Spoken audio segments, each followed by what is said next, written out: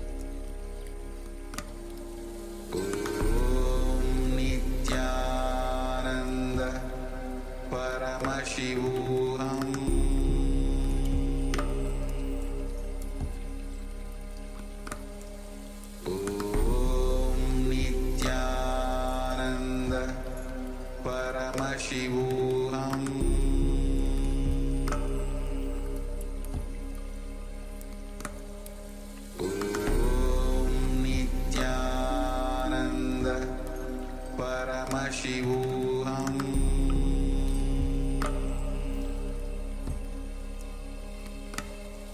Om Nityananda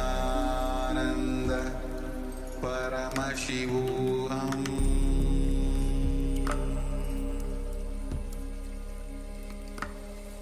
Om Nityananda Paramashivoham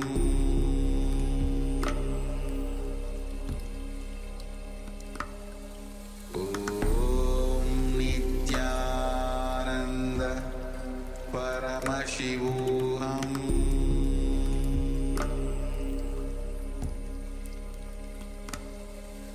Om Nityananda Paramashivoham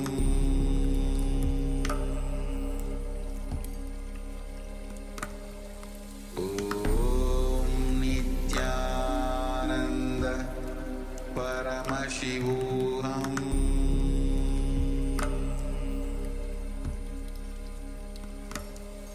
Om Nityananda Paramashivoham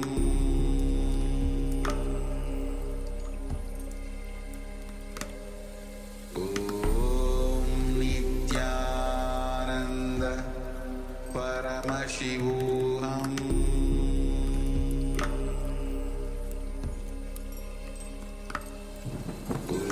Om Nityananda Paramashivoham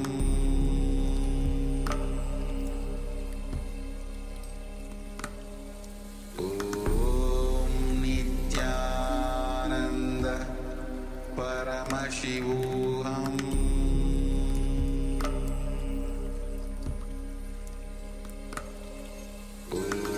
Om Nityananda Paramashivoham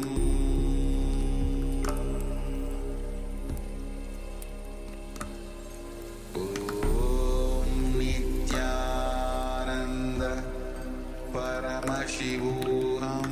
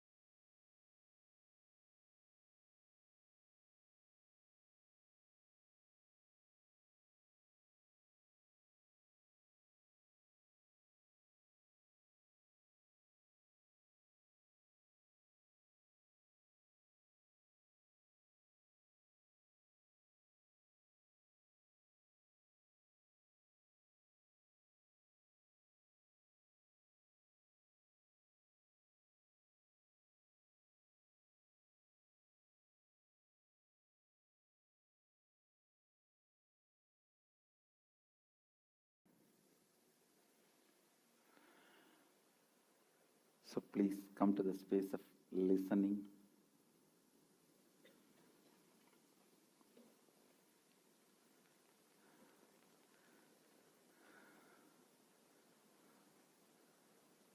I'm not going to tell you any story. I'm going to tell his story.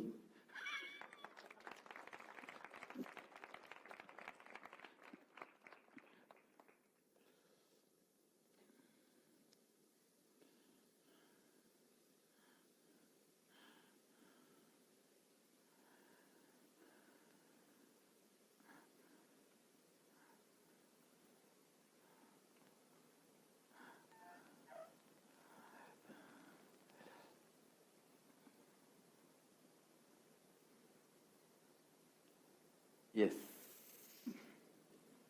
Please sit straight. Come to the space of listening. I don't know, you can call this as a story of devotion, a story of emotion, or story of love, or whatever. One thing I tell you, I'll describe as it happened. I'll describe as it happened. Whatever you want to learn from it, you learn. Whatever you want to pick up from this, you can pick up. It's like two fellows heard Arichandra's story. One fellow said, I realized truth is the supreme. You should always be speaking truth. The other fellow said, oh, for emergency, you can sell even your wife. So, whatever you want, you can pick up. Whatever you want, you pick up. I'll tell the story as it happened. I'll tell as it happened.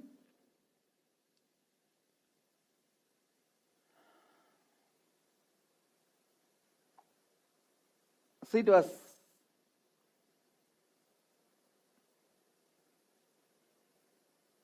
mid-March. When I was 11, usually I spend all my time in the temple. Very rarely I go to school. And even if I go, I create such a ruckus in the school. Teachers tell you don't come, better. Better don't come. And after that again I don't go there. Sometimes even months. You will be surprised. Once actually, I should tell this story to tell you about my attendance to the school. Now, once I saw this Nandanar movie. That's a movie, like one devotee want to go to a Shiva temple, Chidambaram, and he asked permission from his boss. The boss is not ready to give permission. And saying later, finally, somehow he crosses all the obstacles by his will persistence. It is like inner awakening only. How you cross all your will persistence and reach here. Same way, he crossed all his barriers through will persistence and goes and asks the darshan of Chidambaram Nataraja. It's a very beautiful story. It's a very sweet movie of an innocent devotion of a devotee, a commitment of a devotee. And it is too sweet and too beautiful. So when I saw that movie, I got into the mood that as if I am the Nandanar. And I have to have all that struggle to reach Chidambaram. I also want to go and see the Chidambaram, but I don't have any struggle. I don't have any problem. But too easy looks too empty. And I was thinking, I also must be having all these problems. But when I don't have any problem. And I wanted to create a problem and make my devotion look big. So, I thought my school will never give permission. And as if the school permission matters. I went with all my arguments, completely prepared, to my class teacher. And I stood in front of him and said, I watched Nandanar movie. And I also want to go to Chidambaram. And with all my long story, almost having tears in the eyes and describing, the end teacher got so angry. I thought, yes, now I have a problem. Teacher is not going to give me permission. So I can use all my will, persistence. But teacher got so angry. You have been moved to the next class 1 year before. I am not your teacher.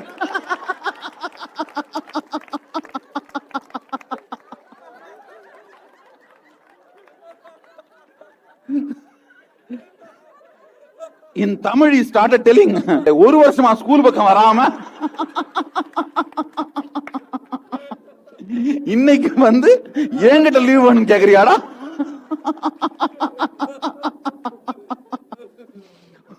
உன்னை எச்சம்ட்ட முறை வைக்கணும்டா. Means I will translate. And 1 year you did not even come to school side, and now you are coming and acting as if you want to leave, and long before you have been moved to the next class. You don't even know who is your class teacher. So I have to go and tell this to my headmaster. I have to complain about this to your headmaster. So this is my attendance. This is my attendance school history. And finally I got really fed up. Oh God, there is no problem at all then. I have to go to Chidambaram, but I should have all the problems of Nandanar. Understand? Only that it will be dramatic. And now how can you go without any drama? Because that whole movie is so beautiful, and it describes every level drama a man can, every level obstacle. You see, social, personal, and the other tests. So many things he undergoes. So I really fantasized I will have all that, but nothing is there. And no problem at all. Finally, what is this? Anyhow, I asked money from my mother. My mother gave immediately money, and I caught the bus and reached the Chidambaram also. I thought, like Nandanar, they will not allow me also inside the temple. So I'm waiting in the outside the temple and waiting for somebody to stop me. Nobody is stopping me. Nobody is stopping me. What is this? Somebody should stop and there should be a drama, and then me reaching, nothing. No drama at all. Nobody is stopping, and I was standing. Finally, one sannyasi walked out, and then I myself stopped him. I asked the sannyasi, "Oh, everyone is allowed to go inside." He said, "What is there? Everyone can go inside."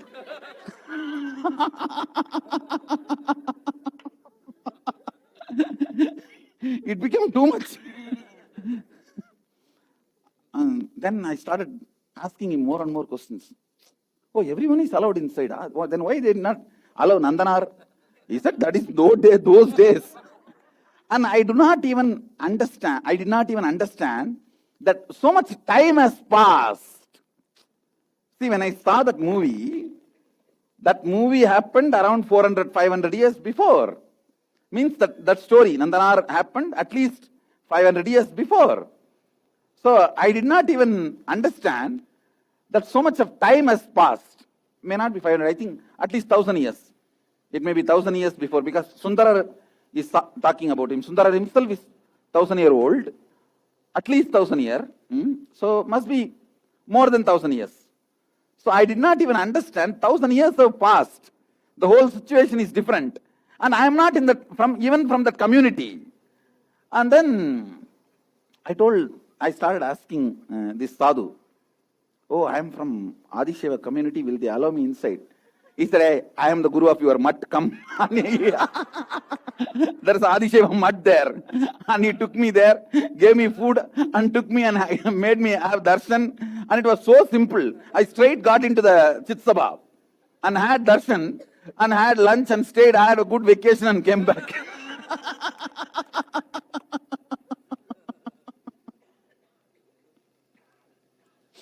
So this is my struggle story of visiting Chidambaram.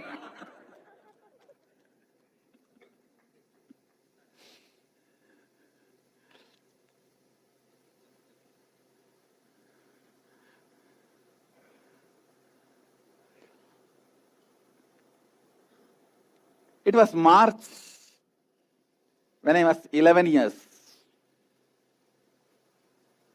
As usual, I was sitting in the temple. My most favorite is I will just sit in the temple and gaze at the hill. I can sit not hours or days, years I can sit gazing at Arunachala. Nothing else is required. Not even food or sleep. I can just sit and gaze at Arunachala, that mountain. It's a living energy. Just like how, even though we are soul, but we feel this body is us. Same way, Sadashiva, even though he is cosmos, he himself feels that Arunachala hill is his body. It is such a sacred energy center.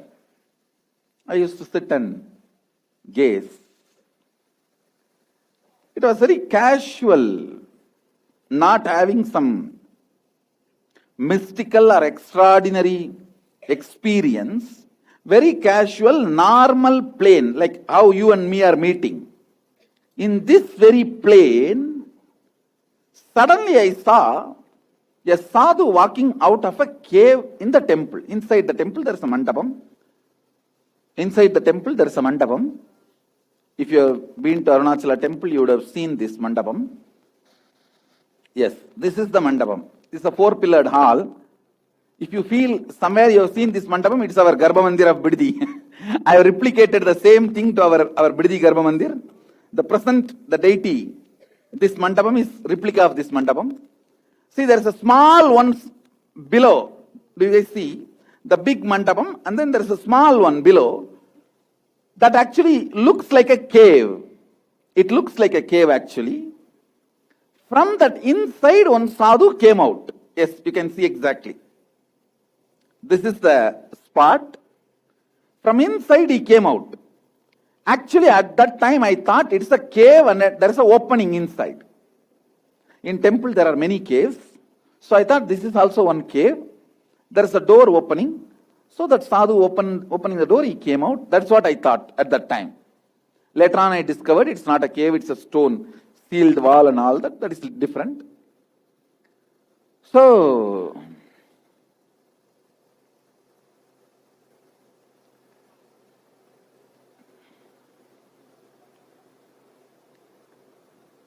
young sadhu, shining, literally the skin was shining. Light was getting emitted from the skin. Even when the sun sets, in the darkness, in the evenings or the night, I can see him walking. When he walks, I can see that line. Like that, skin will radiate the shining. In Tamil there is a verse, Punnar Meniyane. Literally that word. The skin used to be shining. And a tall, well built, only kavi in the hip, no upper cloth, only one towel, no beard, but long jata. And Rudraksha, Basma, all over the body, full of the Basma, and even Rudraksha in the hands. I can roughly say is the late 20s. The age, if I have to say age, late 20s or early 30s. Something like a 27 or between 27 to 32. That's the way I can say. That is the rough estimate of the age. The moment he came out, I saw him. I am a person, usually any kavi I see, I will just go and fall flat. I will fall flat in his feet and I will ask them, you bless me. And the first question I will ask is, are you enlightened? Because I read Ramakrishna Vivekananda's books in the young age, And Vivekananda used to always ask anybody whoever he sees, he will ask them, are you enlightened? To accept him as Guru. So I also will do the same thing. Whoever I see, I will ask first question, are you enlightened? And I'll ask, or have you seen Shiva? These are the things first I will ask. So I went and fell at his feet and touched his feet and took the pada thuli. It's a tradition that feet dust, you take it and apply on your forehead. So as usual, I took the feet dust and applied on the forehead and raised my head. First actually sparshan, only then darshan happened. First I touched his feet. I did not dare to raise the head and see him directly. First touched the feet and only then the head, I raised the head. I saw he's standing, a tall, shining form.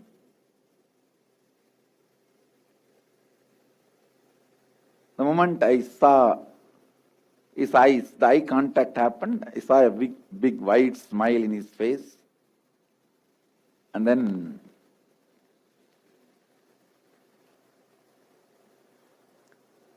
maybe the smile or the kind of a connection I felt, I did not ask him this question, are you enlightened? First question I asked is, Swami engirandu variga? Means, Swami, from where you are coming? From where Swami is coming? He just showed the hand from there only. Because he was walking out, so he showed that mandapam from there only. Ingirundha varren. Then I did not ask anything further. Then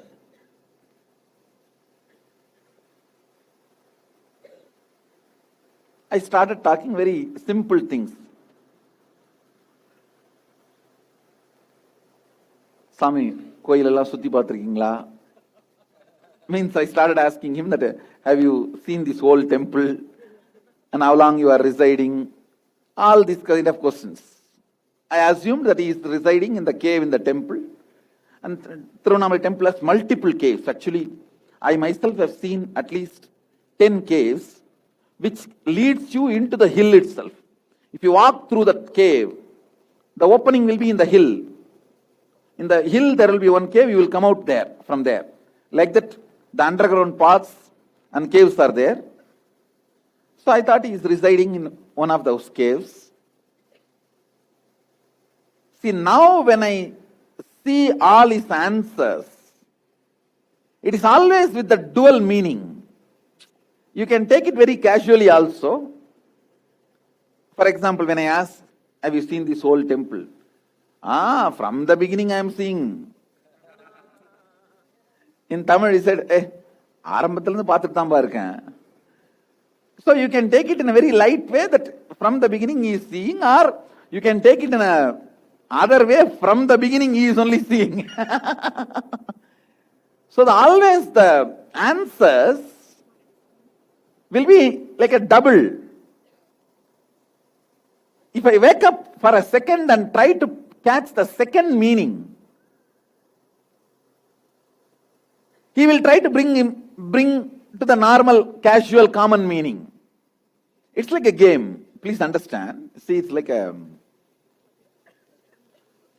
I can neither come to the confirmation or I can neither come to the conviction he is Sadashiva, nor I can come to the conviction that he is an ordinary man. Exactly where you are.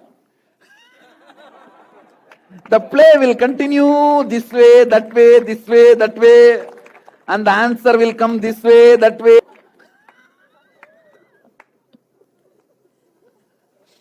Always it will be double. For example, when he gives the answer,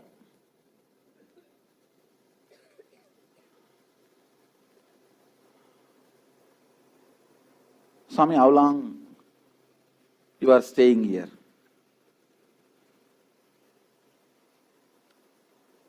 He will say, for quite a long time.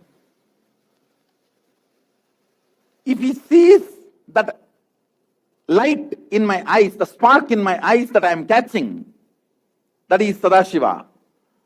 Then immediately he will just say, எல்லாம் வராங்க போறாங்கல்ல அதெல்லாம் பார்த்துட்டு ரொம்ப நாளா இங்க தானே இருக்கேன். He will try to dilute, means in English, I will translate. He will try to dilute. So many people come and go now, so I see all of them and I am sitting here only now. He will try to dilute and make it like he is one of the sadhus or beggars who live in the temple.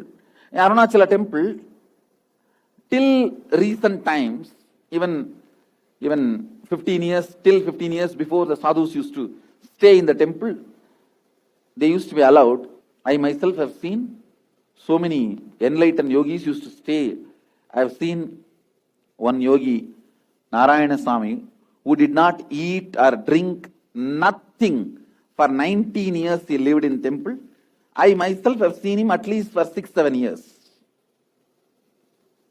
He has not moved from that place. He is not dead.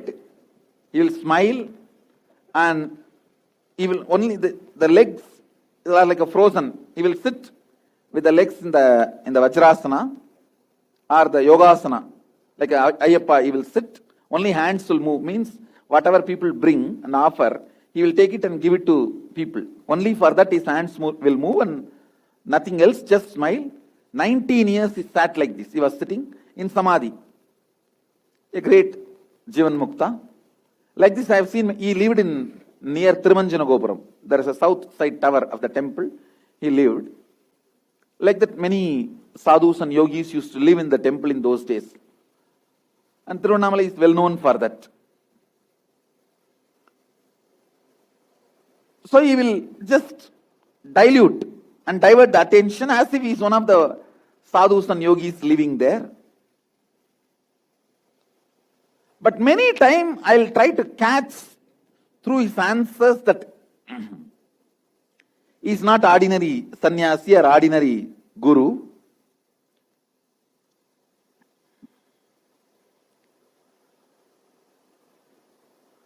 And I will try to verify whether I am only seeing him or even the watchman, temple watchmen, they will come every day for rounds to clean up or before locking the door.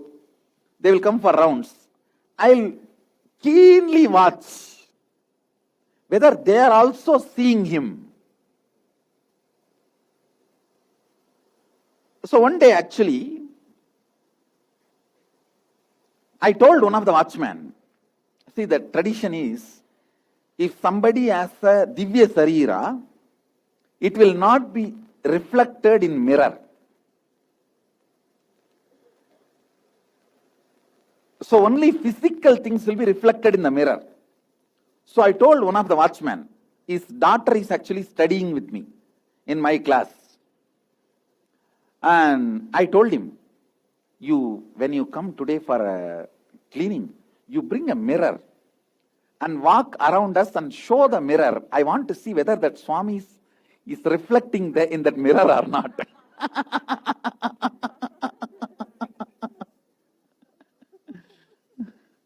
And that fellow also brought the mirror. As if casually he is carrying the mirror from somewhere to another place. He was carrying the mirror casually in his hand and walking. So I was keenly observing, especially when he is walking near me, whether the form is reflecting or not. And it was reflecting. And then he walked. Then he made a statement, oh, appa original and mamangatuana. In Tamil he said, whether father is original or not, uncle will show.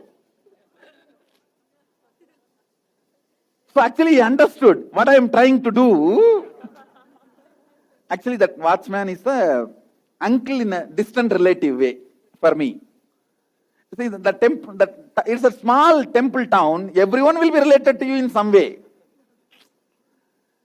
Especially if it's the same community. So he's some way uncle in a distant way. So he made a comment. Appa original or mamangatuana? Means whether father is original or not, uncle will show you. I actually understood that he understood the drama I am trying to do. And then I did not tell anything. I was just keeping quiet.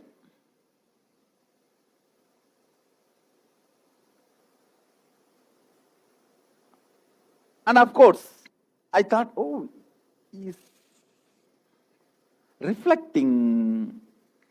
Then is he just a human being? Or is the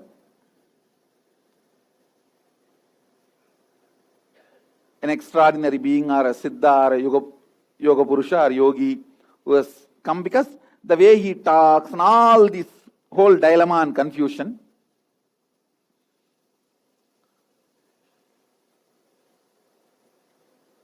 one side, I'll describe exactly as it happened. One side, because his form is reflected on the mirror, I am not able to come to the conclusion he is Divya.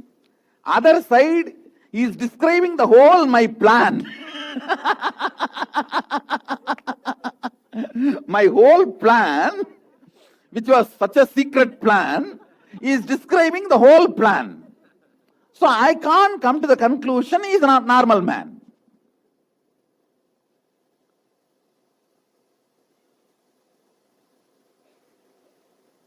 And whenever I bring food, he will always eat like a normal person. He will eat and he will also give me food, and we will eat from the same tukuchati. Tukuchati is our village carrier. It will be in brass. 2 carrier, one either rice, another one cup sambar, and one small cup for pickle, 1 cup for all the curry. All that they will keep. And so I'll bring. My mother is one great thing with my mother. Such an amazing serving person. And she will never question.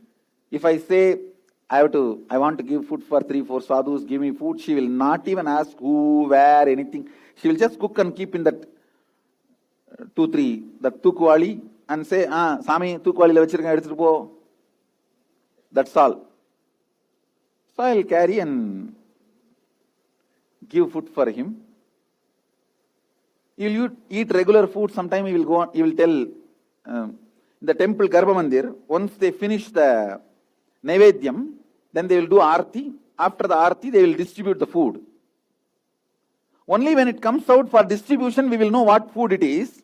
But he will tell me, hey, Puliyodara, nalla panir kanunga. Kadiya batti tina chona kattala, poi kondada. Means he will tell which family's Naivedyam that day, and he will say, go and bring. I used to wonder, this fellow has not gone to the cooking place. The cooking place, nobody is allowed. Only the Brahmins can cook. Tirunamali temple follows a very strict community system. Only Brahmins can cook. Only Shivacharyas can do Naivedyam. And only that communities can do their responsibility. It is the pride also. And you will know nobody is paid. That's the funny thing. There is one community which takes care of the chariot, one community which takes care of the deepam. Each community has a responsibility. And so, I have never seen him going into the cooking room. And I have never seen him wearing Anyobhavitam. So, I did not doubt, or I did not even think he is a Brahmin. So, he is not, I have never seen him going into the cooking room. It's called Madappalli. He has neither gone to the cooking room and nor he is wearing Anyobhavitam, so he is not a Brahmin. They will not allow inside. So, how he knows? And when I go and receive the prasadam, it will be exactly same as he said. I will bring him and he will eat. Sometimes he will tell, no, I don't want, don't bring, leave it. So it's like but I have never seen him doing 1, 2, 3. In this whole, no 1, 2, 3. And he will tolerate all my such amazing passions. And I will even pick up his finger and bite the nail and clean the nails, cut the nail for him. When I am not able to cut it, I will carry this small blade. In those days, which they use for shaving, that 7 o'clock blade, that was the popular brand. So I'll use that 7 o'clock blade and cut his nails. And if I'm not able to cut with that 7 o'clock blade, I'll bite directly through my teeth and clean. And with all the patience, he will sit. He will never. It must. So, I cannot sit if my Gurukul kid does that to me. If any one of my Gurukul kid does that, I cannot sit. But he will sit with so much of patience and the detailing with which he will explain, tell the stories or make me understand certain concept. It's an elaborate relationship, not just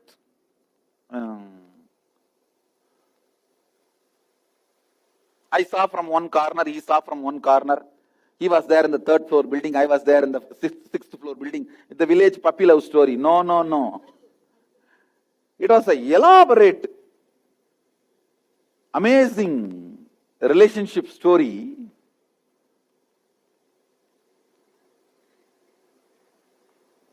I cannot confirm directly from him asking, are you Sadashiva?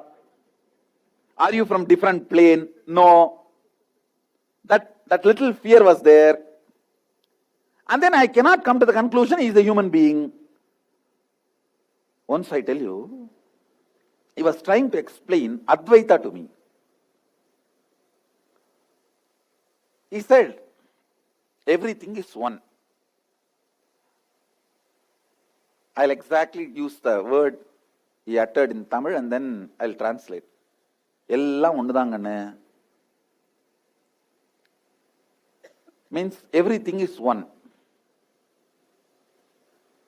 I said, how can that be?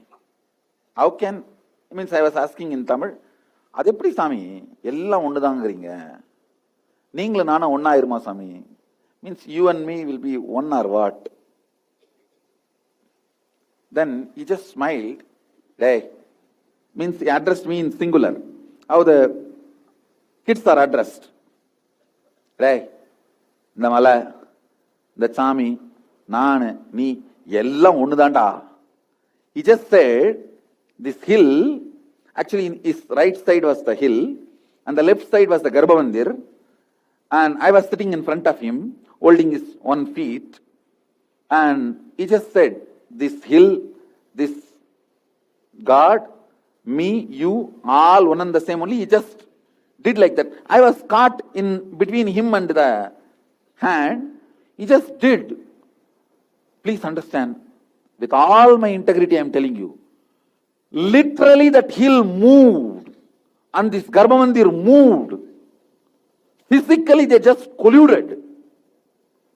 They just hit each other.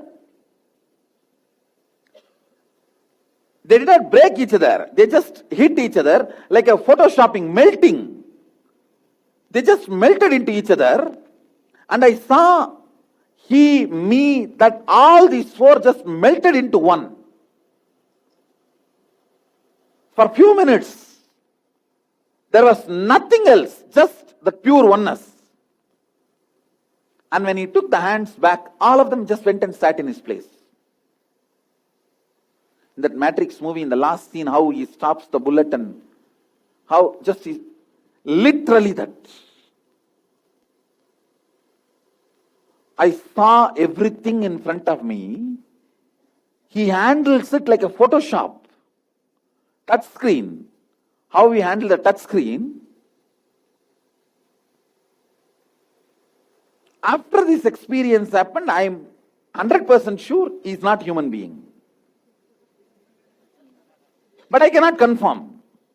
Because whatever I had many ideas. You see, I have heard from many people. Vallalar's form will never fall in the mirror. He is the Divya Sarira. So all that, whatever I heard, with all that I will try to check. And he will not fall into any one of that category. Any one of that. In any of the exams I try to check him out, it will always end up in, me feeling shy, and he will always bunk the the whole thing I try, he will just collapse the whole thing. Not only collapse, he will tease me. And he will tease in such a way that he knows all the drama I am doing behind him. He will make fun of me in such a way, see, just like this watchman. So I did so many plans, and I also went and verified this book. There is one book called The History of Vallalar, where it records at least 5 people tried to photograph him, and he never fell into the film, because only shade can fall in the film. Light cannot be, you can't capture the light. You can't take photograph of sun. Only the sun's after something which shade can fall into the photograph. So I've read all these things. And then they also describe that he can never fall in mirror. It seems even if you build a mirror house, Vallalar walks, no mirror will show his reflection. There are many records where devotees describe that he will never fall in the mirror and no one can capture his shade and all that. So with all this plan, I gave the mirror to that watchman and told him, you secretly carry as if you are walking. Your usual walk, but you should come near such a way that I should be able to see his reflection, whether it is there or not. And not only I saw his reflection, he was carrying the teasing smile. How I say, ha, ha, ha, ha. Exactly. I think that I got it from him only. It is like a...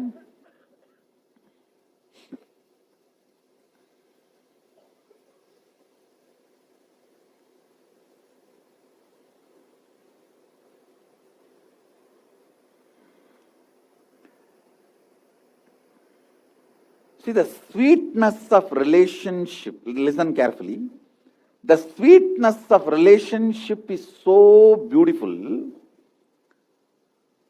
I do not want to hurt him in any way, but the curiosity is so much, I can't keep quiet without verifying who he is. It is like I don't know what example to give. Maybe I can give you roughly this example.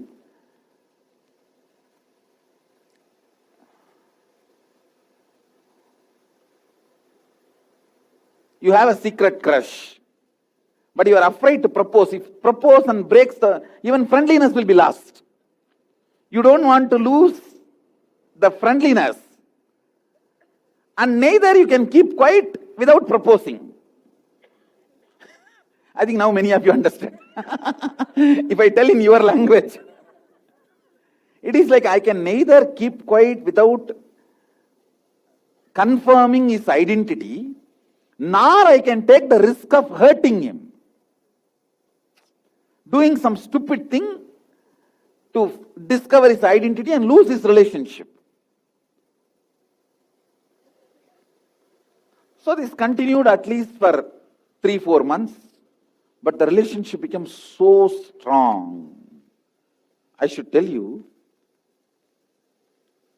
in the night when the temple is locked, I'll be asked to go out by the watchman. And I'll go to the house.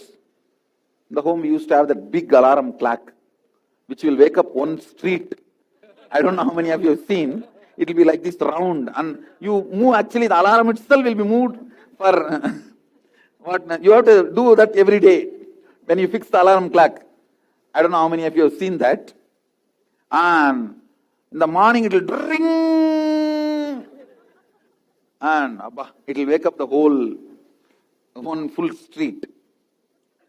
So the moment I go home, it will be usually 11:30, 12 o'clock. That's the time they'll close the third prakaram.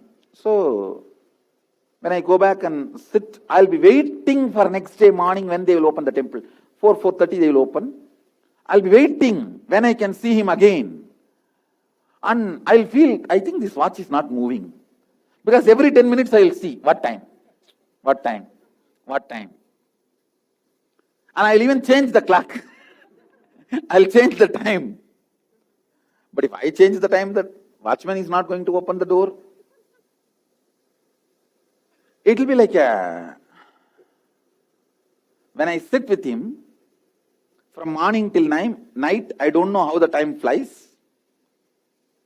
But when I am out of him, even that night few hours will look like a long gap.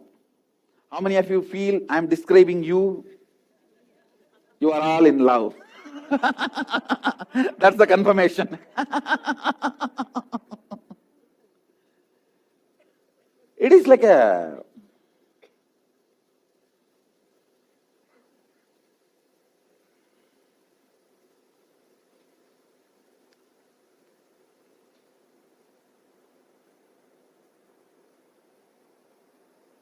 I think I had the fantasy of having a guru and enjoying the guru-disciple relationship, and that fantasy I myself fulfilled in the form of Arunagiri Yogeshwara. That is what I feel. It is the best guru-disciple relationship fantasy coming to reality. How an ideal guru-disciple relationship.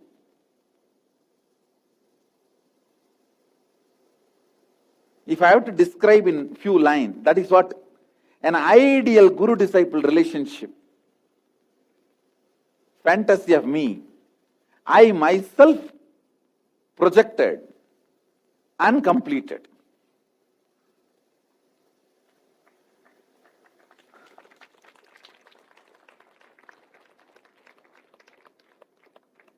See, first few days,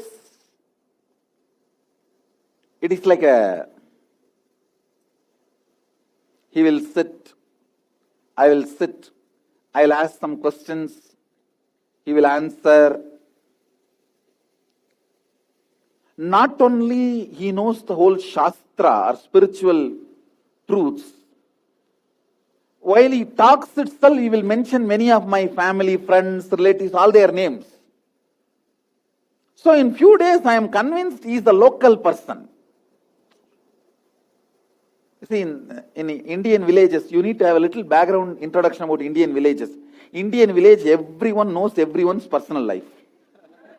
There is no question of any privacy, these, that, nothing. All that has no meaning in Indian villages.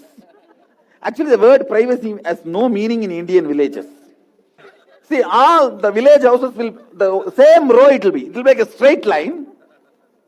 And especially temple towns like Tiruvannamalai, they are all built based on Vastu. So the straight line, you guys will be surprised. The whole Tiruvannamalai temple compound is 1,000 meters, 1 kilometer. The accuracy is less than 0.1 inch. This edge and that edge. 0.1, please understand, not 1 inch, 0.1 inch.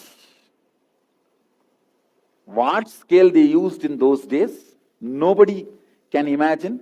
Built 800 years before, that compound wall. 1 kilometer compound wall, the accuracy is 0.1 inch. So these temple towns are usually that kind of a structure. See, one side is extraordinary knowledge of scriptures and spiritual sciences. The other side, he knows every fellow's name in that region, my family, friends, and he will refer, when he is giving examples, he will refer their names. So this all made me feel he is a local person. And I also had an idea, a Vedantis will not be, a great beings will not be detailed beings. So when I see one side of his great knowledge, I will almost be confirmed he is Sadashiva. And the next moment he will break the whole pot.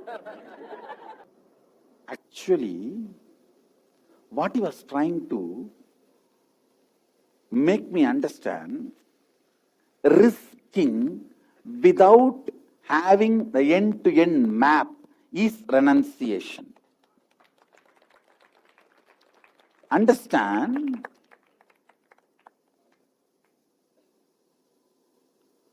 the nervous system gets strengthened to receive the higher experiences only when you develop the courage of risking without knowing the whole blueprint or map.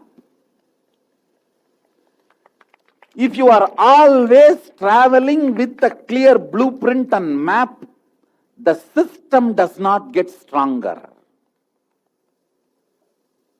System does not get stronger. The whole game he was trying to play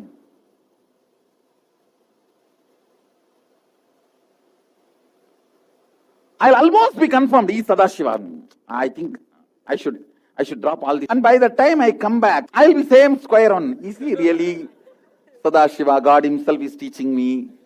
Or is he, maybe he's an enlightened person. I don't think he's Sadashiva himself, he's incarnation. Maybe an enlightened person, yogi with some powers. It'll always be in that. But his love gave me the courage, guts. That strengthened my nervous system to hold him. Please understand. How many of you relate with what I am saying, this whole thing? And you will be almost confirmed, yes, Sadashiva. Done. Something. No. I think he may be having some powers. Maybe a great yogi. Otherwise, why is all the time talking like this, doing this? Whatever I read in the books and tried to match, tried to test, he will collapse everything. He will collapse everything. And same way, when I myself brought the mirror through the watchman and checked, I saw his reflection. Once we entered in the temple, there is a marriage hall where Devi and Sadashiva's marriage happens. There's a huge wall-sized mirrors. So that day, he was walking with me, holding my hands. We entered and we were walking. Front deity is there, back side wall-sized mirror and front side wall-sized mirror. Casually, I put my eyes, he was not there in the mirror. He was not there. Only I was standing. By the time I woke up and looked in this mirror, he was there.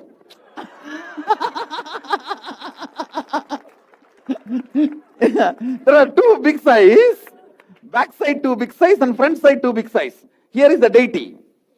I was actually holding his little finger and he was walking. I casually saw he is not there. And I clearly cognized, my being is cognizing, yes, he is not there. He is not there. He is not there. He is not there. Some maybe 60 seconds or 1 minute. It's running. Hey, he is not there. When I turn this side, he is there.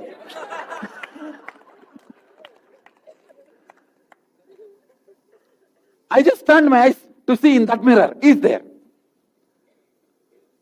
When I turned towards him,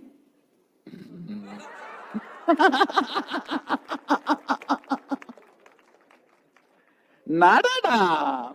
That's the exact word he said. Go forward. And again double meaning.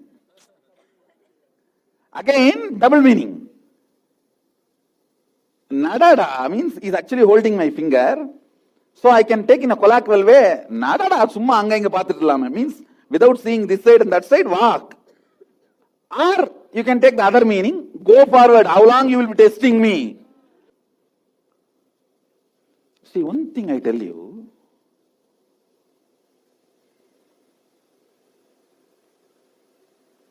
maybe whatever you all may go through with me, I myself needed to go through as my muscle memory and biomemory to teach for all you guys and to be compassionate when you guys go through this.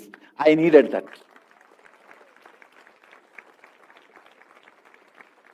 To have sympathy and to be large enough for you to go through that. To be a space where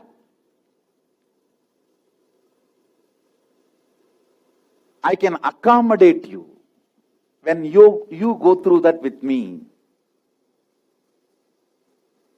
As a intellectual knowledge, this can never happen. As an analysis, this can never happen. It can happen only if it becomes a muscle memory and biomemory and part of me. Maybe I can say that is the reason this whole drama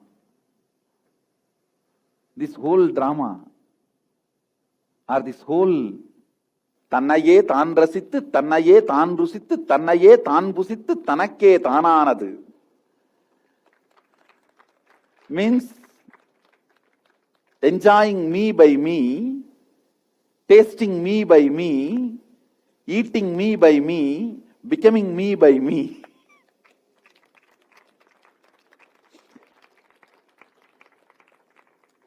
Maybe only then I will understand in a ground level, the reality level, what you guys go through in your journey.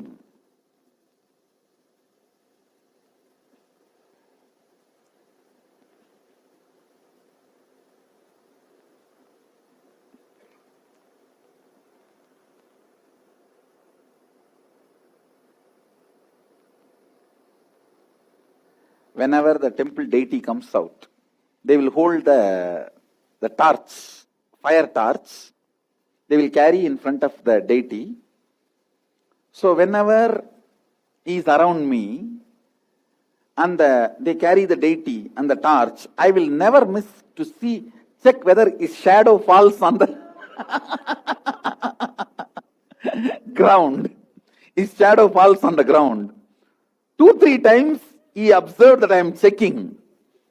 And then next time when they are bringing the torch, in Tamil he called, hey, Tiviti. Tiviti means that fellow who takes. Tiviti, he called. And that fellow came near. Pudra inga. Hey, parra, yan shadow terdane, nadal terdane. Means he will tell me, now, Patdiya, means see well, my shadow is falling. Amchituma. Shall I send him back? He will ask me in Tamil that he will see I am secretly checking in that torch that whether his shadow is falling, because I have read in many scriptures an incarnation or a Divya Sharira, his shadow will not fall on the ground because they are light. So I will try to check when they carry the torch. So he will call the torch fellow and he will make him stand next. And then he will ask me, see, and shadow will always fall. That's a whenever he calls and shows, shadow will always fall. So I will say, I will not tell anything. I will just neither acknowledge nor say yes, neither say yes nor say no. I cannot say that I have not checked. And I cannot say shadow falling is true, because I will not believe. Now I know you are showing. Let me see. I'll just leave it. I will not talk.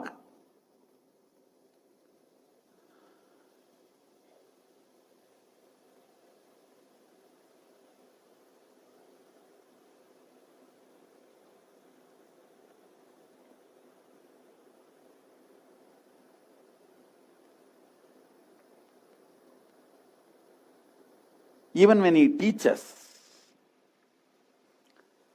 maximum if he utters 10 words, I am giving you example, not that he will utter only 10 words, no. He will speak very long times and all. He has spoken sometime even without breaking 6-7 hours and all. 6-7 hours and all he will speak, explain one by one like this, he will speak that and all. Even if he speaks 10 words, I have seen like a 1 terabyte material will land in my system. For example, if he just says, Adharvana Vedam, the 4th chapter, it describes everything about how the Yagashala should be made. I will literally feel I know the whole Adharvana Veda, and the part which he is telling, I can just verify, and say yes. It is like whatever book he quotes, I will feel I know that book already. It will open up from my brain, from my inside.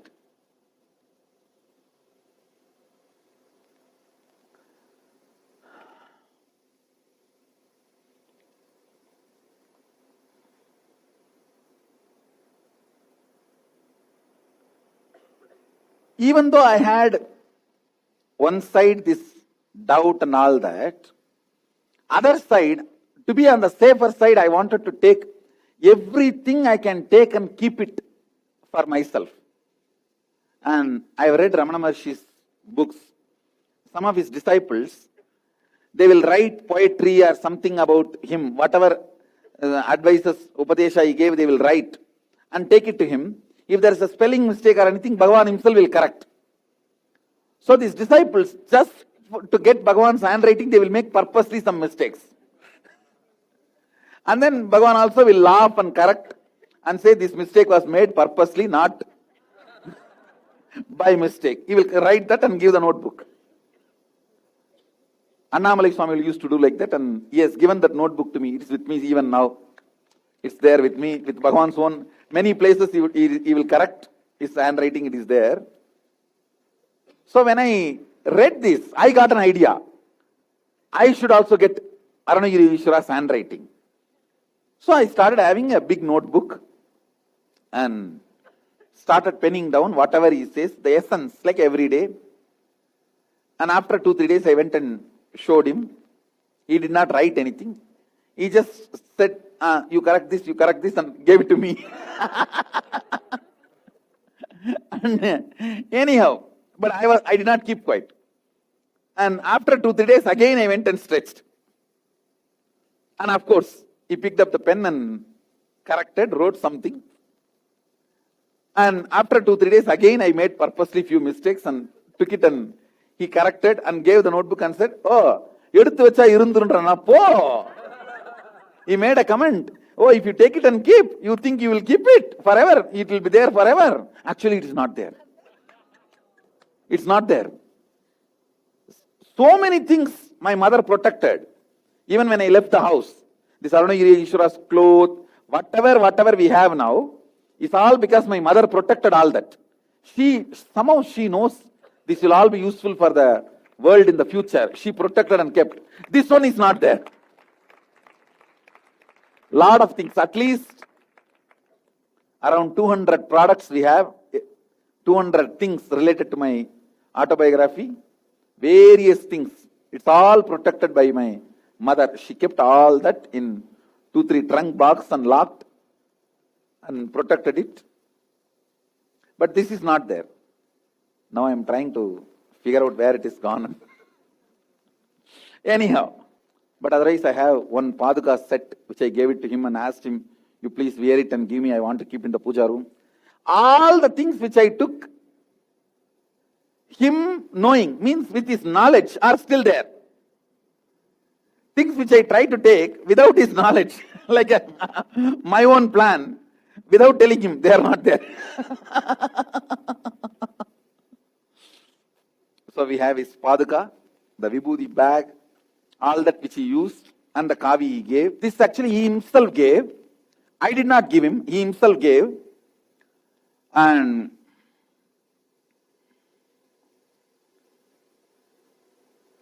at least 50 textile companies, we sent a sample of this.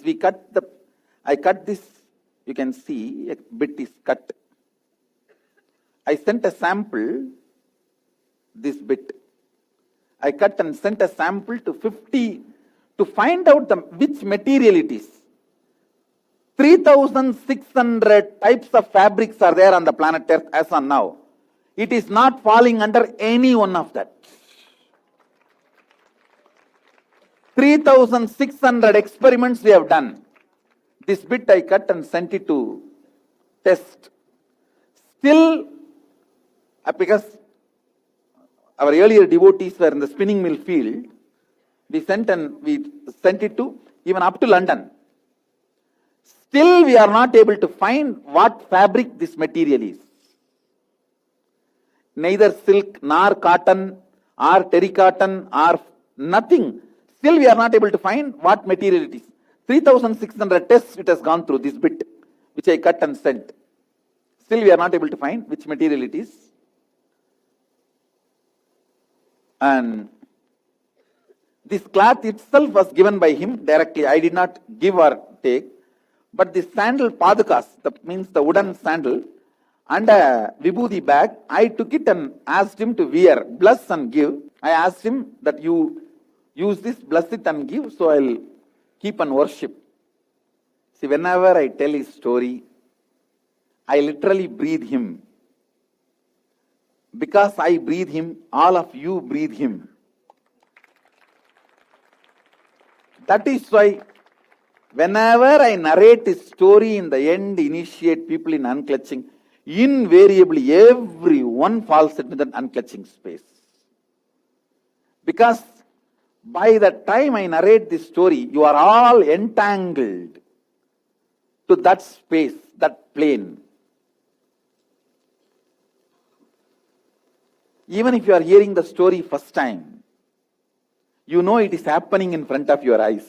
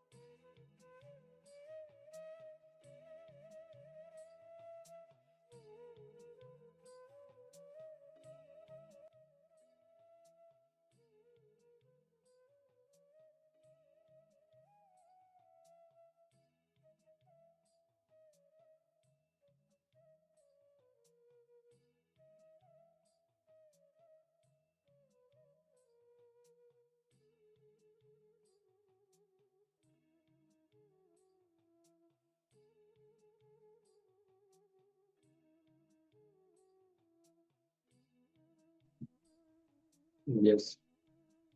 Let's not analyze logically. Let's see through the third eye and request Swamiji to reveal the answer. Visualize Swamiji in the third eye. And whatever answer we are getting is penned down. We'll quickly verify immediately after this power manifestation. Time already started. Just 1 minute.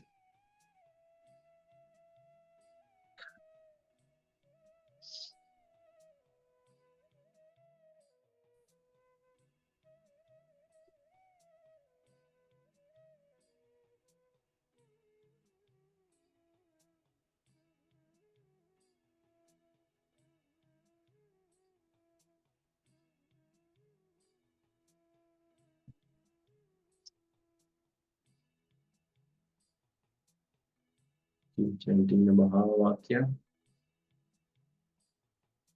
intensely.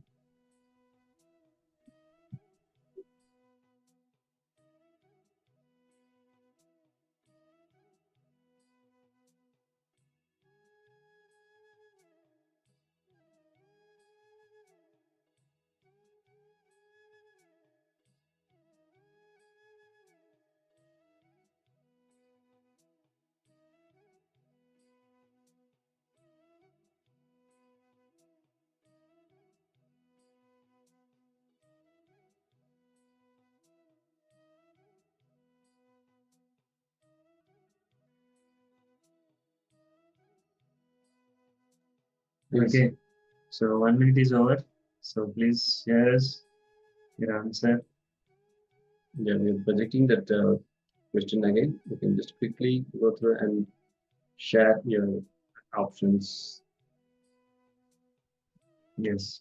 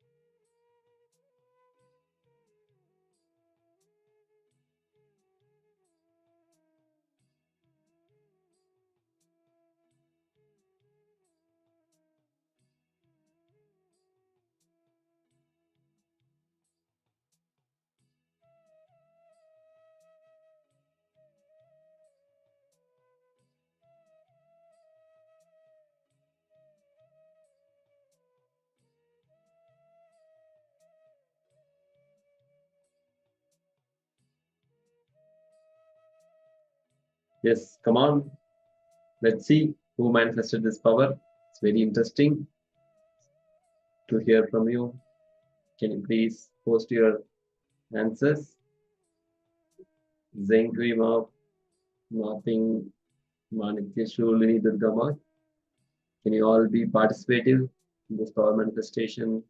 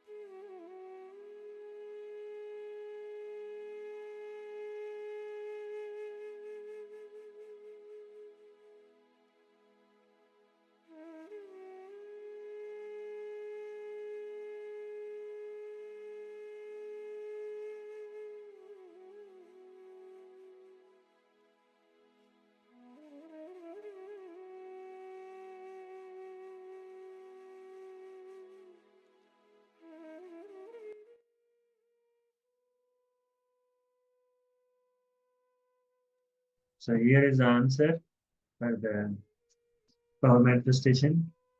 It is C, 10. How many got this answer? You can show the thumbs up.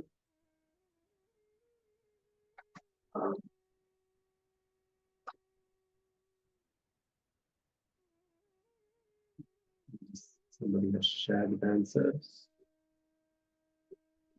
We have good Basalima. Yes. Okay, great, Mark. Anyone else?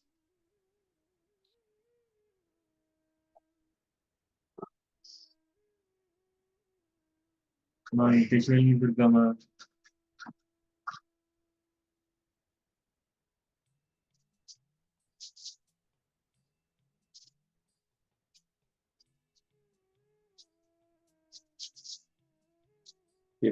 With this, now let us enter into the next segment, which is discussed directly from Supreme Pontiff about the love. We are going to learn about the love. So please be seated with your head, neck, and spine in straight line. Be in the space of listening.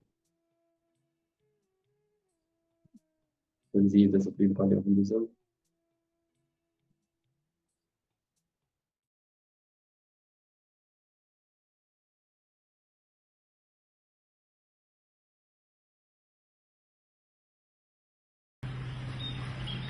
Love is not anyway related to two physical structures. Love is not anyway related to even your own physical structure. It is not even related to the mental qualities you carry. It is related to awareness you carry. Please understand.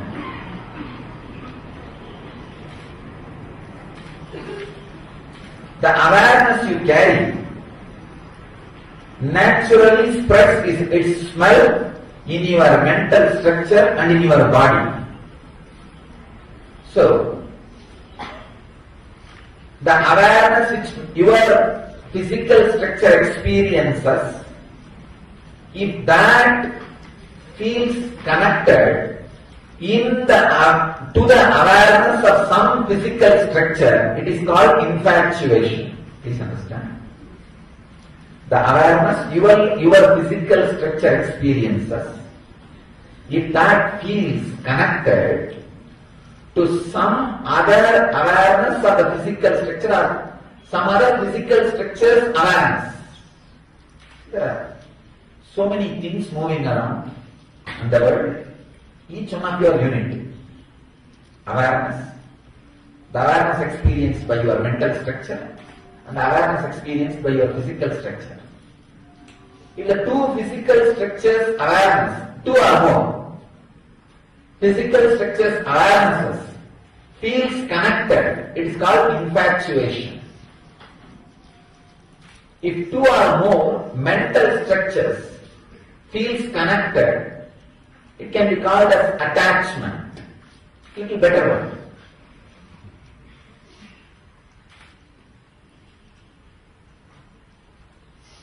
If one or more awarenesses, of course it's funny, you can't say awareness cannot have one or more. Directly just overlaps each other. You can't even call it overlap. Just flows into each other. It's called love. Two physical structures, if they feel connected, if their awareness feels connected, it's called infatuation. One or more mental structures, if they feel connected, it's attachment.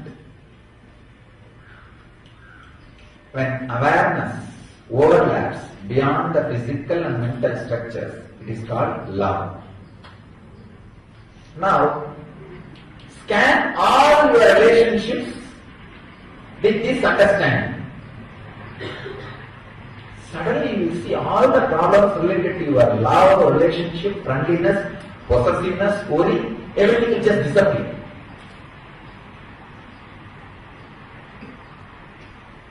Your marriage will become honeymoon.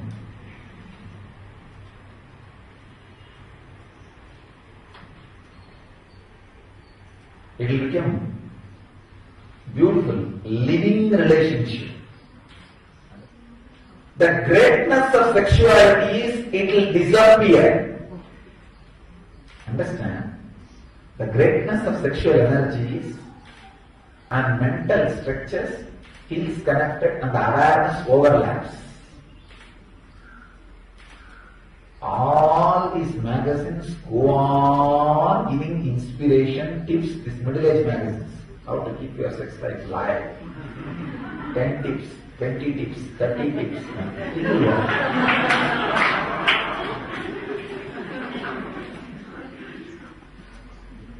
Because two things. Either the distance becomes too much,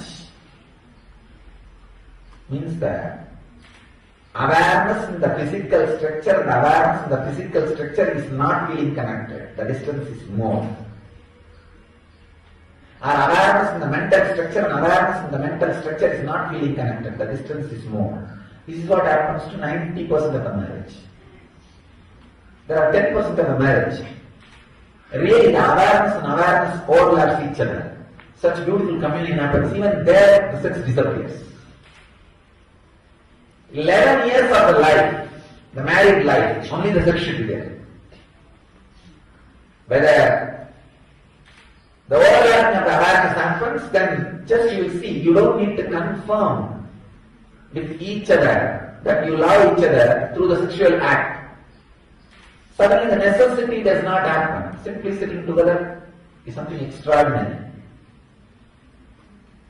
That's why the Vedic tradition, the marriage ceremony, there's a Ashirvachana, means the blessing word. By the 11th year, let both of you become mother and the son, father and daughter.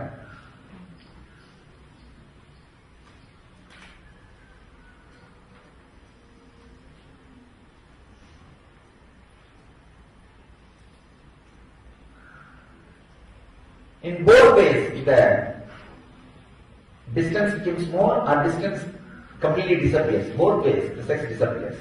Just either sex is like a liquid, fluid, either it freezes cold like ice or it evaporates like a steam.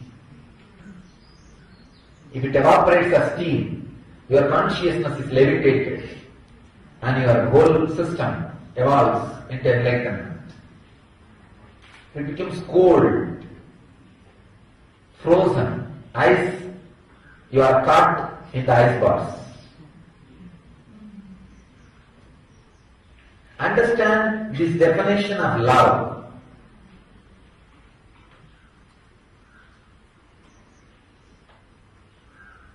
Thousands of your problems, not only related to relationship, I can say, there are thousands of relationships which are perversions of thousands of problems which are perversions of relationship problems. When the relationship is not fulfilling, suddenly anything she does or he does irritates you. So this is what I call perversions of relationship problems.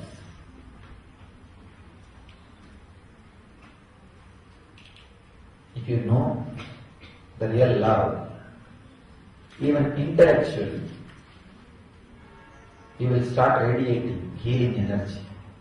Healing does not mean just you will put your hand on somebody who is some way sick and that person will come out of the leg pain, stomach pain or headache or cancer. Put your hand on your own head. Heal all the headaches you have and you give to others. This is the healing stick I am giving to all of you. Understanding about love. Feel this understanding in all your relationships. Sit and scan. What is my relationship with my father? How is it? What is my relationship with my mother? How is it? What is my relationship with my spouse? How is it? What is my relationship with my brother? How is it? What is my relationship with my friends? How is it? What is my relationship with the world? How is it? I have seen people wasting years just with their relationship with the dog. It is not love. It is not love. Foolish infatuation. Very third grade perverted infatuation. I tell you, having a pet deity, Ishta Devata, is 1,000 times better than having a pet dog. But these idiots, without understanding, having pet dog has become a fashion.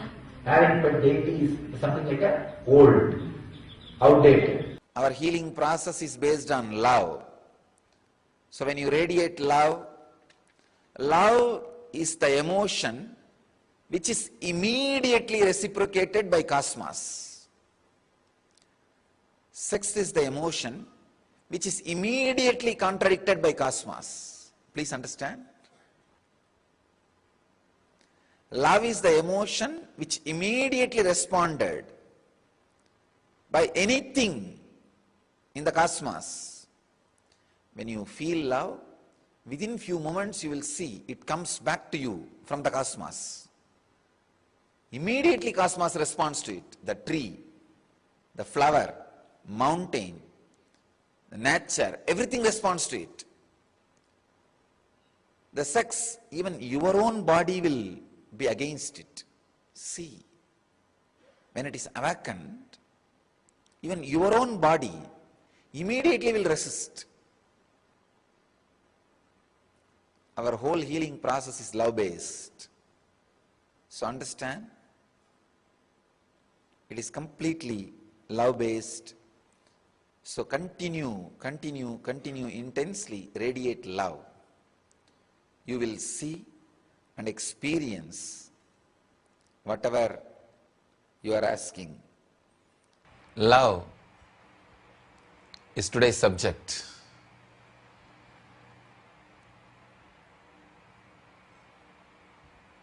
It's almost talking about the whole cosmos, whole universe, all the energies which moves the cosmos,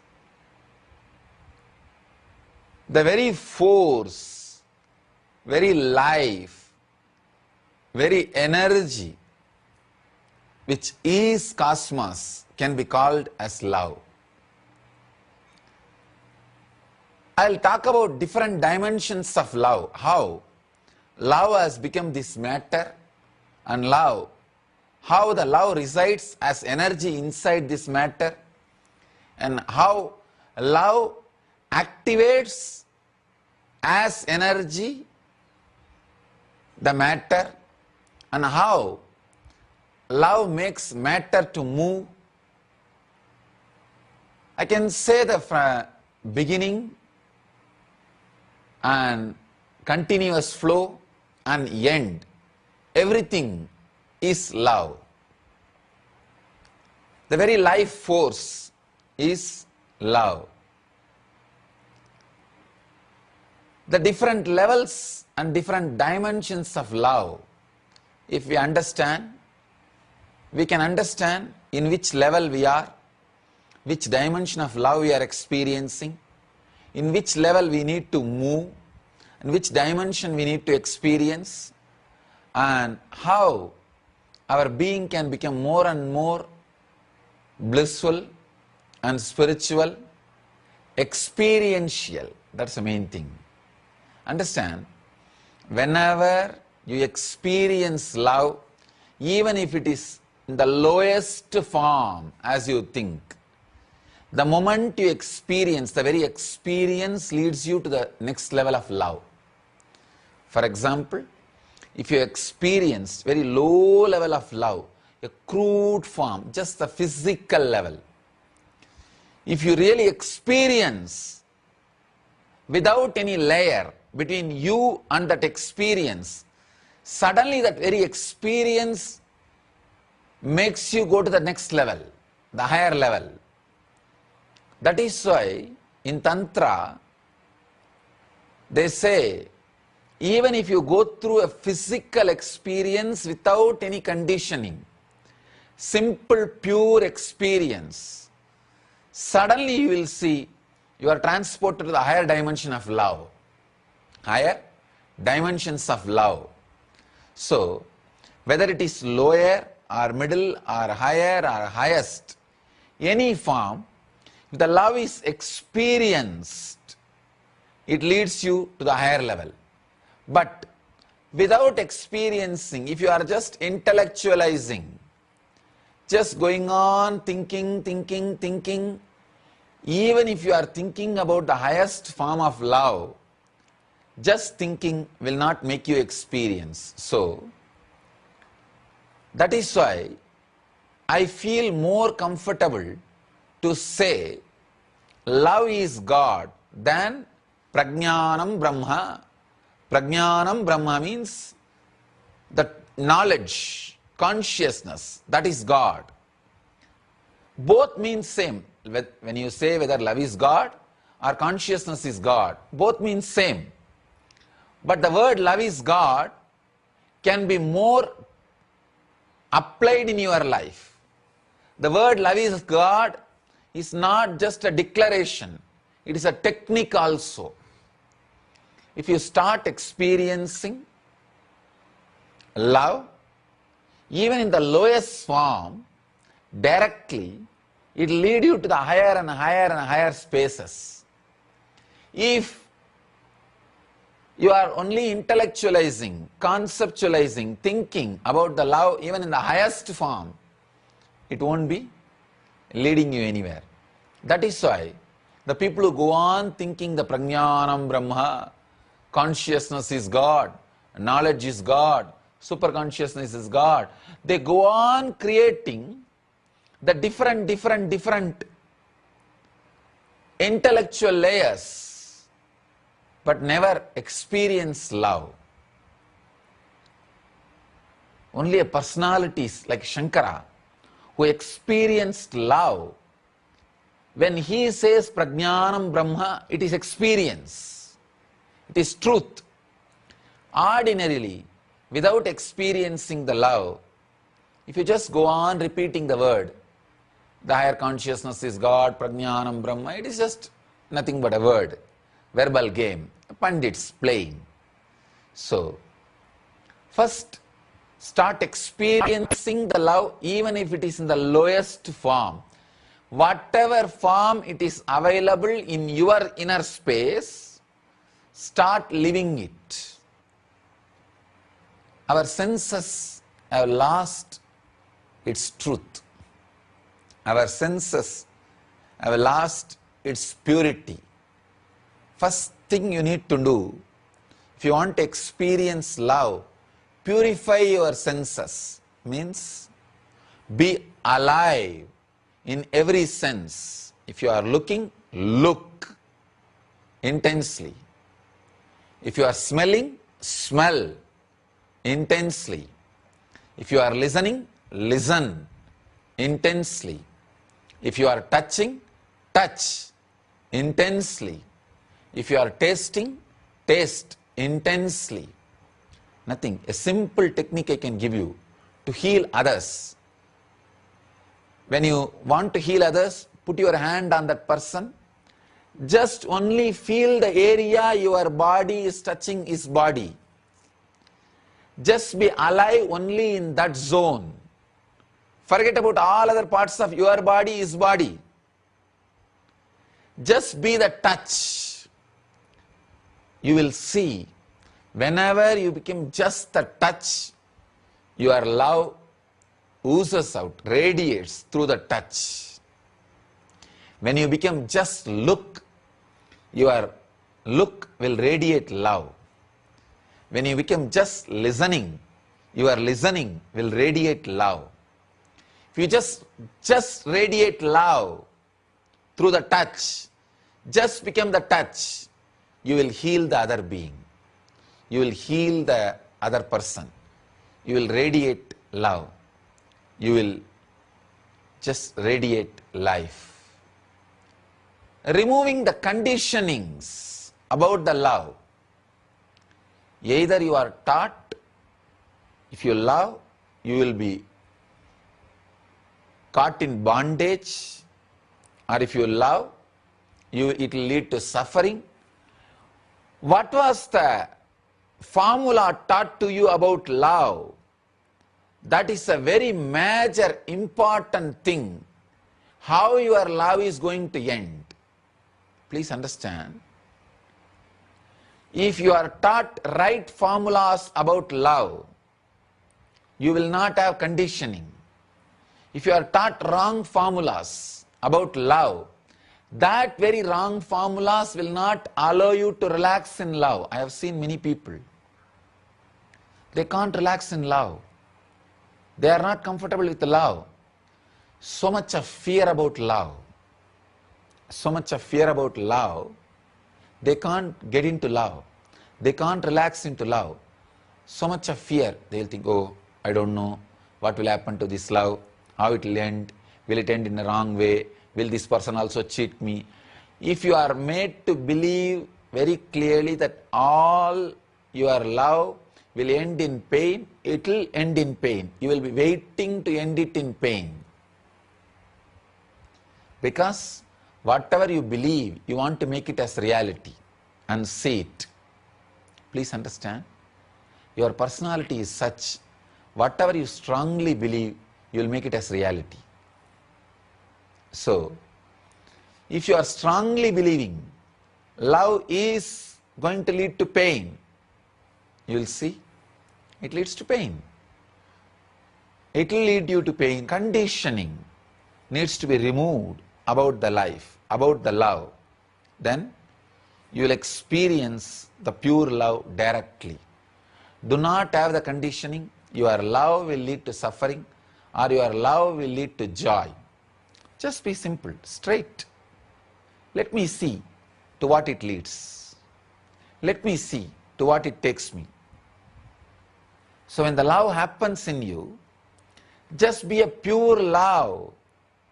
That is why I am saying, the ability to live in utter insecurity, to go with the love, to go with the flow of the love, makes you experience the real love, real life. Please understand, even if you are attached to life too much, you will not be able to love completely. The love will not be an experience in you. I have seen people, when they are attached to the particular secured way of life, they kill love in them. They decide, no, if I say yes to love, this secure life is in danger.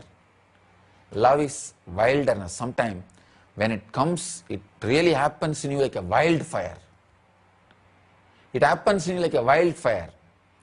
When you enter into that wildfire, even if you experience an ordinary hormonal way, a lust, suddenly you will see that lust gets burnt. See, there is a beautiful sutra in Bhagavad Gita, Brahmarpanam Brahmahavihi, Brahmagnau Brahmanahuti. See,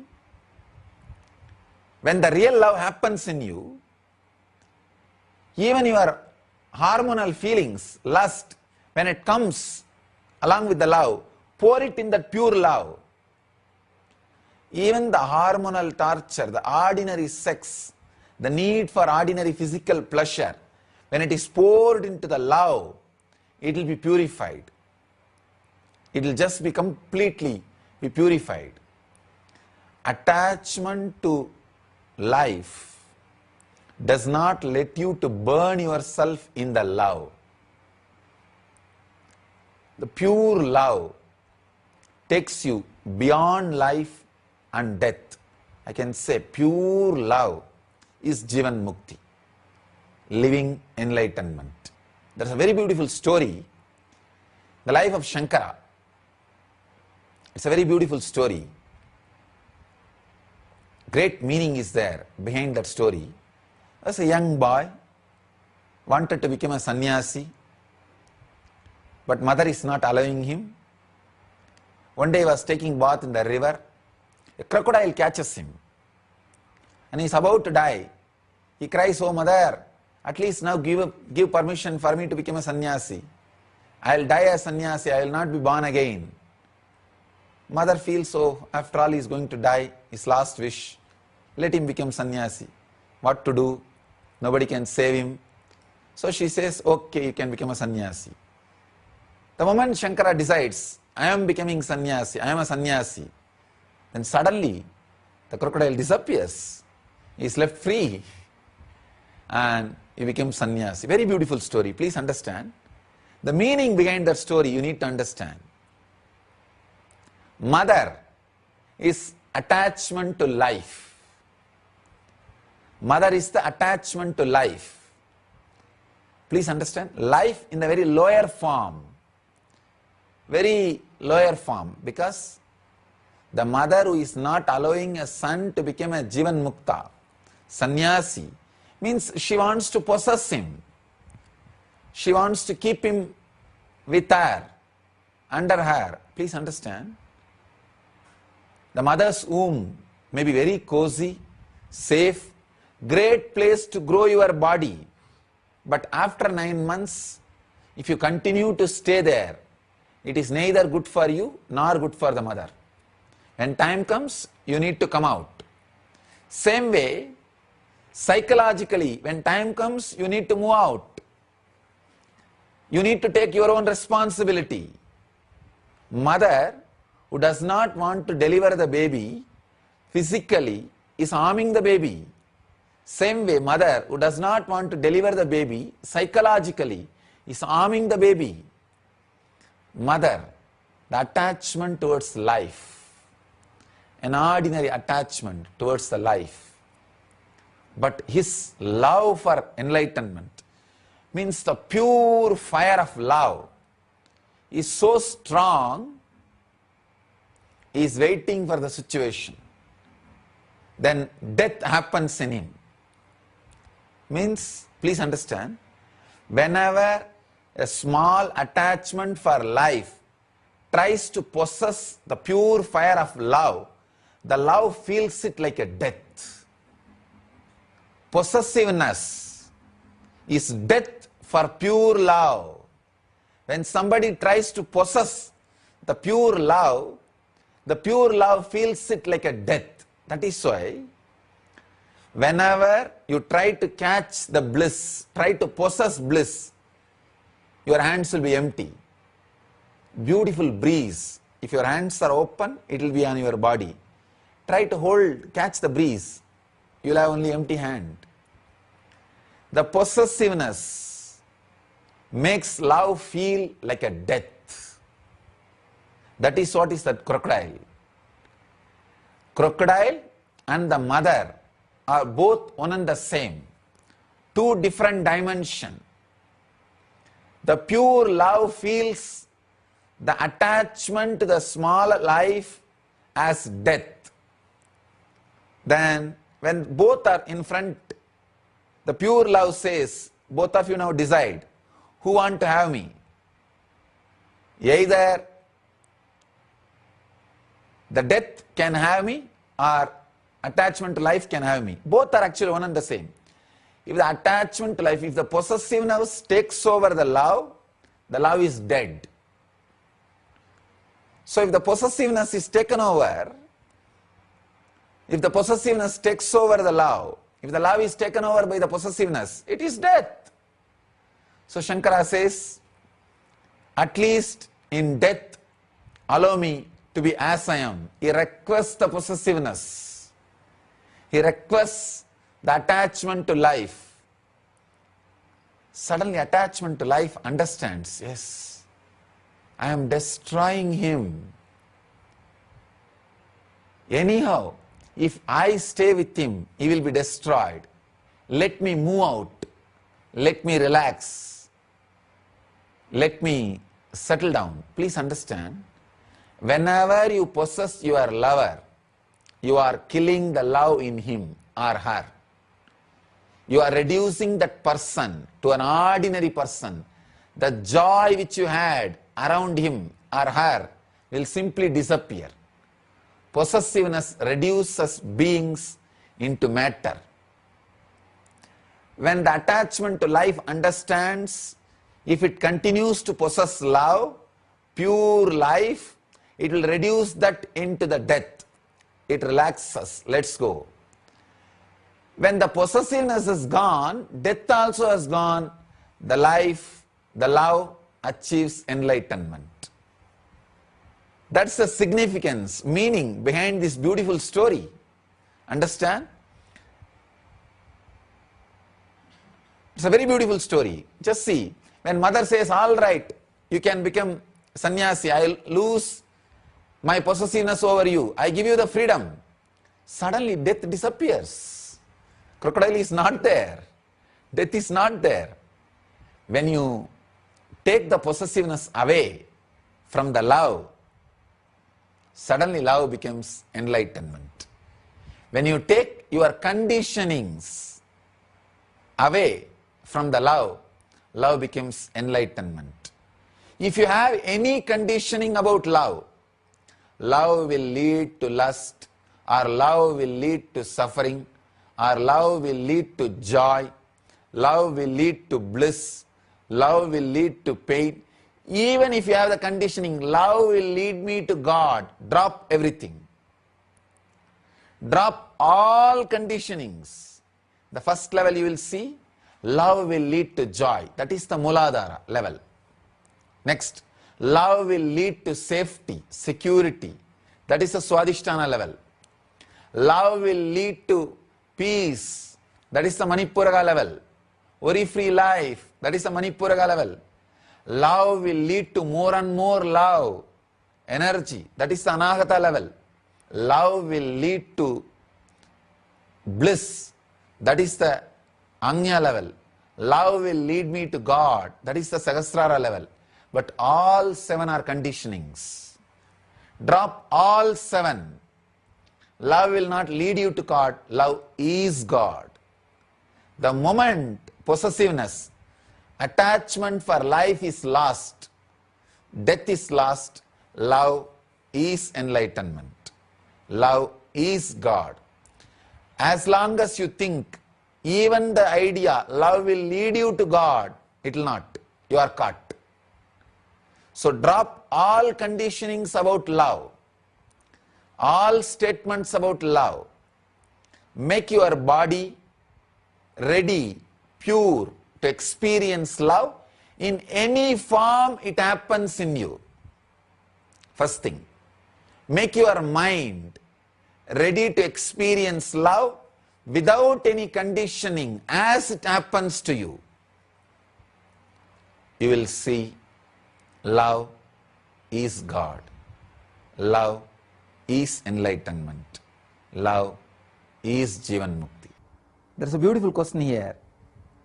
Swamiji, you said love activates matter. How can love activate matter and make it move?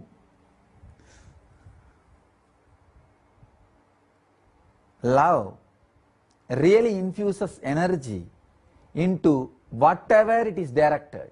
Please understand. If you direct love towards anything, whether it is a person or matter or plant or animal, anything, it gets infused with energy. There is a beautiful story connected to Paramahamsa Yogananda that he or some of his disciples practiced showering love on a rose plant, telling that I will protect you, I will keep you safely, you can be secured, you don't need these thorns to protect yourself, don't be in insecurity. Every day talking in a very loving and healing way to that plant. In a month, that plant dropped all the thorns. It was only a rose. There was no thorns. Means love activates even the plant.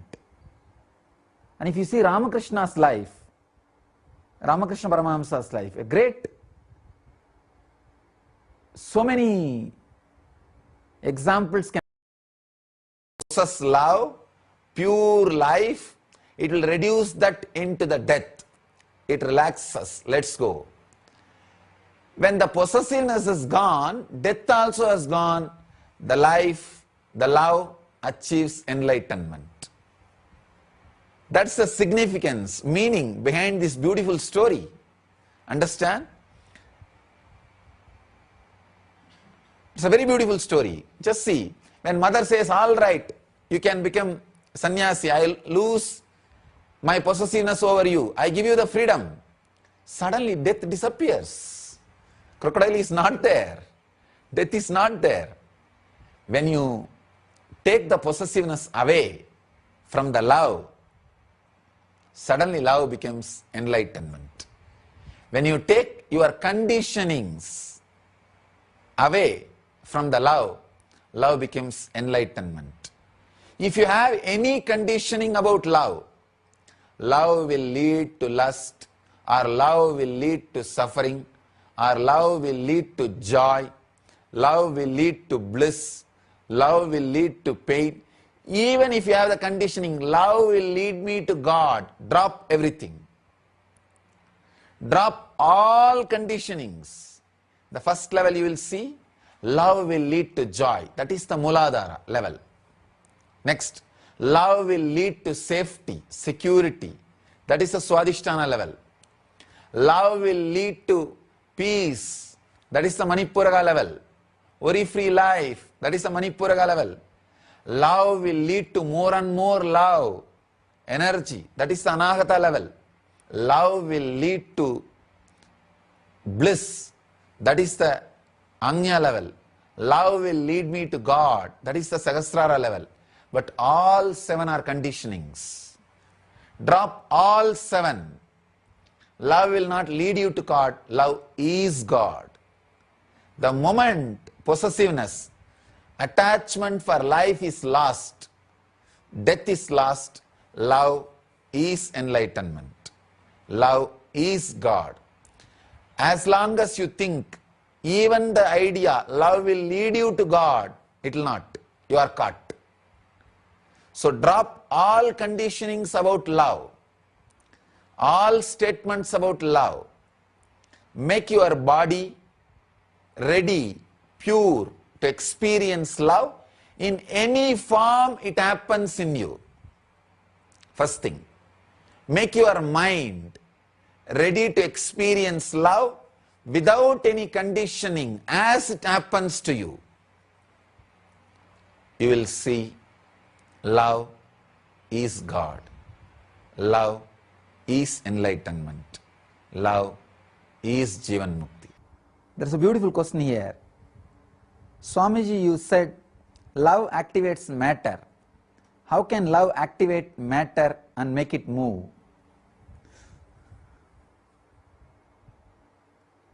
Love really infuses energy into whatever it is directed.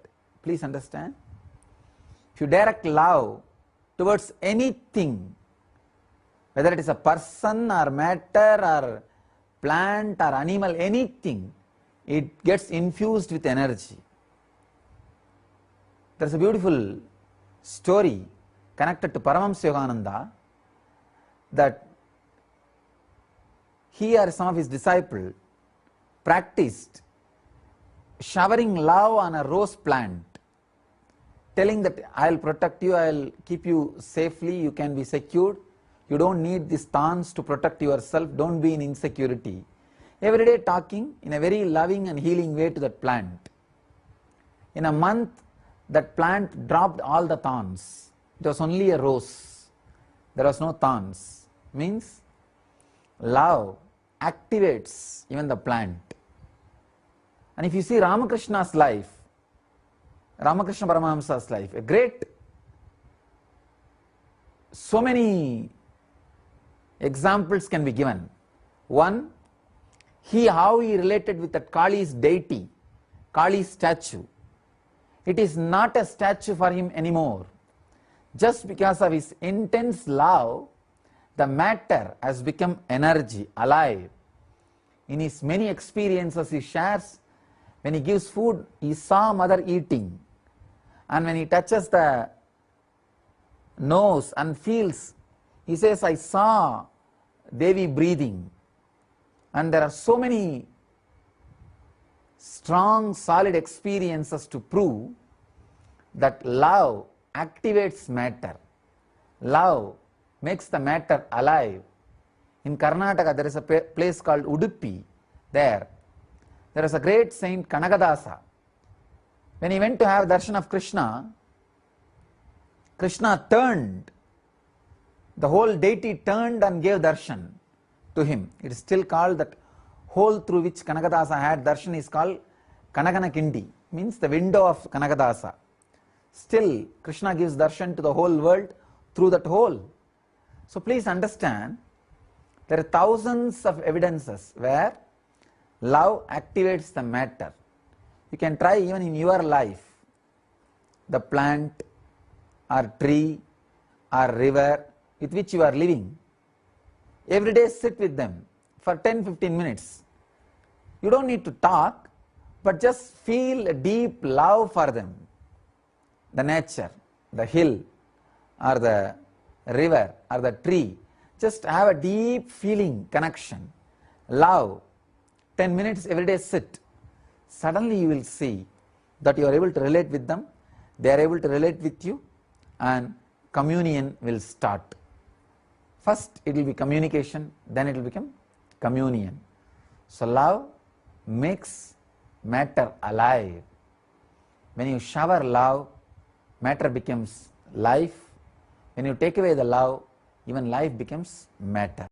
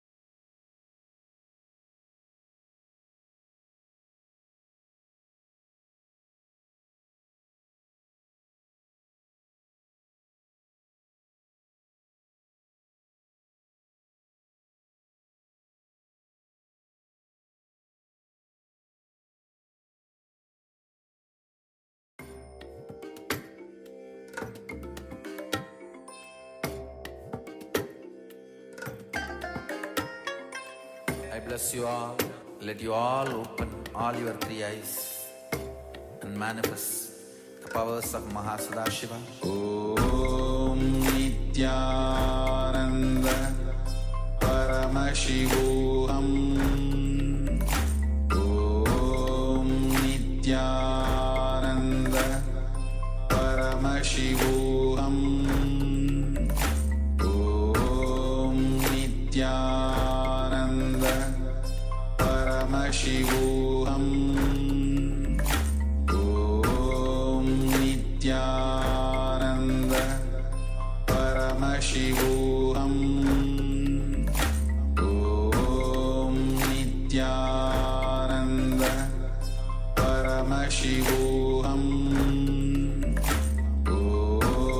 Nityananda Paramashivoham. Om Nityananda Paramashivoham. Om Nityananda Paramashivoham. Om Nityananda Nityananda Paramashivoham Om Nityananda Paramashivoham Om Nityananda Paramashivoham Om Nityananda Paramashivoham Om Nityananda Paramashivoham Om Nityananda Paramashivoham Om Nityananda Paramashivoham Om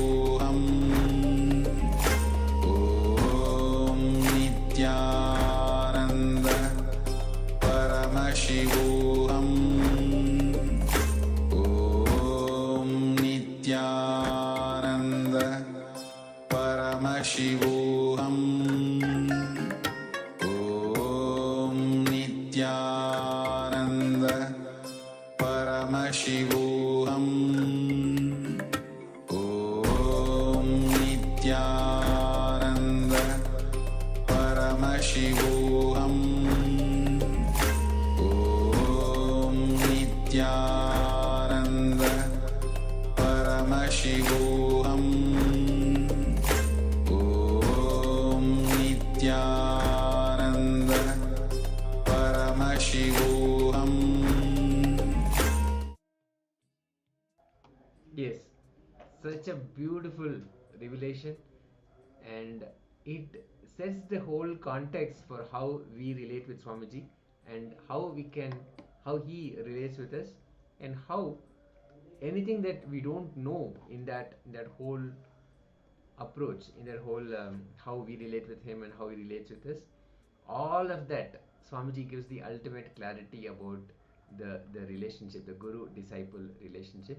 Particularly, he gave this very important sacred secret: the love of the master enters into us, it completes us, fulfills us, and turns back as love for the master, and in that whole process it enlightens us as well.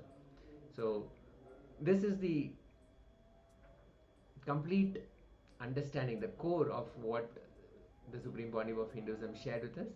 There is a beautiful verse in Tamil that exactly says this: only when he has that grace, we will even be able to have the devotion towards him. And that's exactly the context that Swamiji has explained here, that the love of the master, out of his pure compassion, this total overflowing compassion, costless compassion, he overflows. That love just simply pours into us, it fulfills us, it gives us the completion experience, and then transforms itself as love for the master. And again, in the same process, in that whole process, it gives us the ultimate experience also. It enters us, fulfills us, completes us, and turns around and flows as love for the master and liberates us also. Now, the key that Swamiji told us is how to see what the words of the master are towards us. Let's say we are working with him, and then we are giving our offering to him, and then what he responds with. He has very clearly laid out what he hates and what he loves. So Swamiji is very clear now. The whole process can happen very smoothly, very beautifully in the path of devotion, when we actually learn to love what the master loves and hate what the master hates. Always, always, the master loves the real us, who we truly are. What we are not, all the incompletions and the false identities that we think we are, only those the master hates and works to remove all of them, to liberate us from all of that.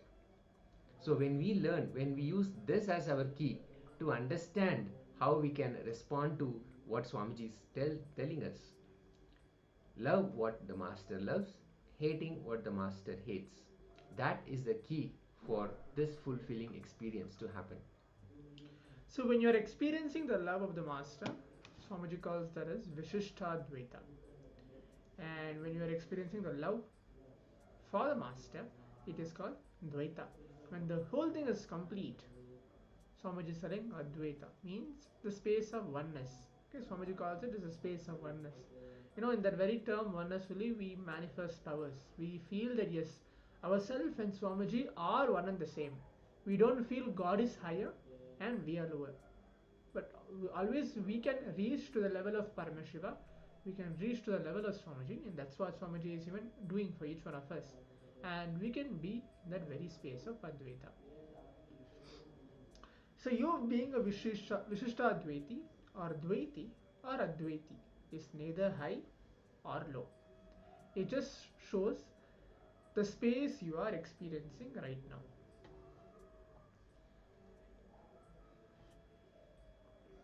So when love of the Masters flow into you, okay, Swamiji's love flows into each one of us, it can cause any reality we want. See, always when you have that idea that when you go to Swamiji, when you ask something as a blessings or boon, Swamiji blesses and it manifests as a reality. But yes, but when Swamiji's love enters into us, it's for sure 100% it can cause any of the reality itself. And you know, when the love of the Master flows into us, it can cause even not your reality, but including others' reality. Whoever you want to cause for others as well.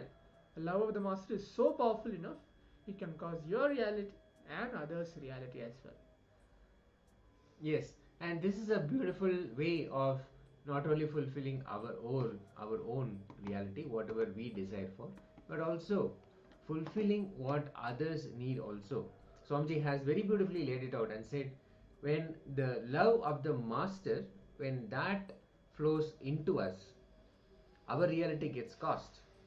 And in return, when the love of the Master turns back and then goes towards the Master, flows as love towards the Master, that is when the other's reality also gets caused.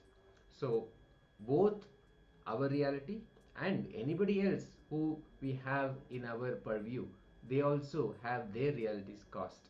Now it is for us now to understand what our realities are, what is the reality that we want to create, not only for ourselves but for others as well.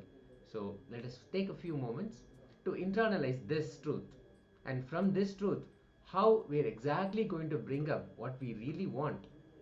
Let's make a list of all of the things that we want to have fulfilled, and again, not only for ourselves but also for others as well. What are the things that I want to have in my life, and what are the things that I want as a blessing for others also, so their reality also gets cast. So let's list all of that down. Let's just take a few moments and list all of this down. It's a very profound and beautiful experience, even to think and understand out of that overflowing compassion what Swamiji has given us, and how when we simply reciprocate that love, or rather that love itself turns back, it automatically causes others reality. So powerfully we can share this with others, and we can have them also have their realities also caused. So let's take a few moments and write it all down. Pen all the desires that you want to fulfill for yourself and for others as a blessing.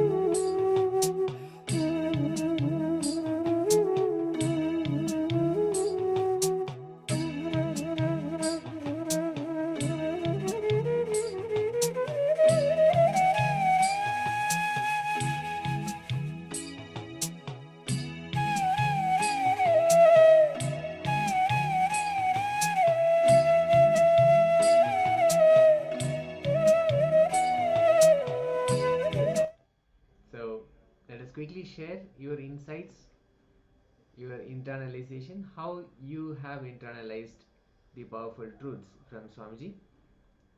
Let's quickly share before we enter into the power manifestation.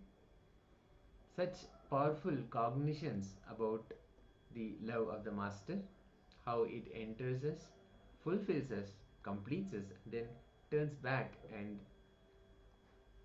comes out as love for the Master and fulfills our reality, causes our reality and the reality of others as well. So I hope all of us have written our desires, whatever we want to fulfill, as a blessing from Swamiji. So let us share if we have any insights.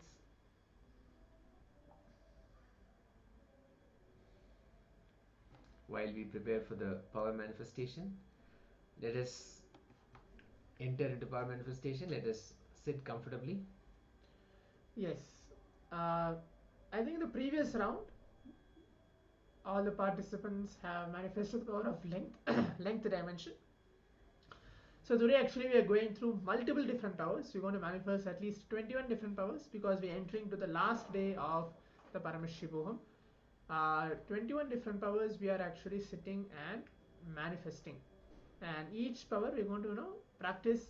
We're going to see that where we are actually can put ourselves into it and see where we are manifesting fluently, because when we go back we should be as Paramashiva. This entire 21 days for us to have a super conscious breakthrough, for us to experience that we are not the identity who we are something beyond that. That will happen only during this power manifestation sessions and the initiation, of course. So in this round we are going to manifest the power of consciousness over matter. I hope the participants know that we have been manifesting the previous days as well. So you're going to quickly bring an object, come and be seated. Any object, the best is coconut if possible, otherwise any simple object for you to hold in your palms, right?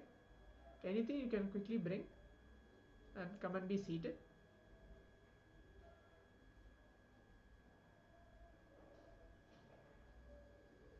Just going to give a minute or so for the participants to quickly go get the items and come.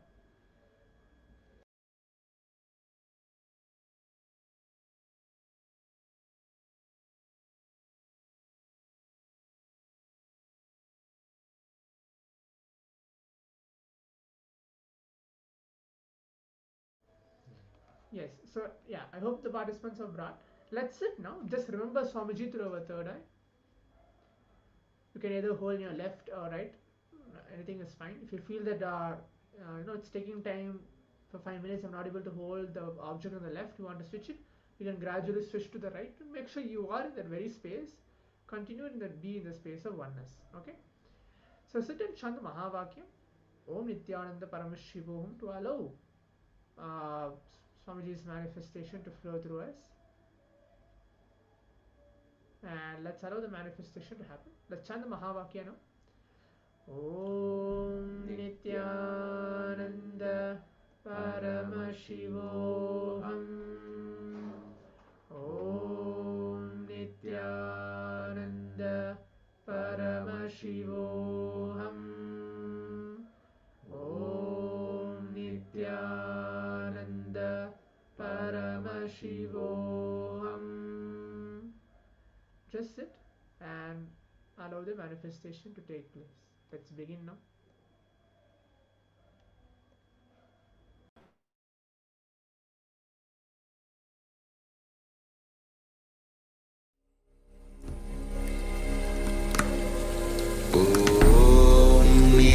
Nityananda Paramashivoham.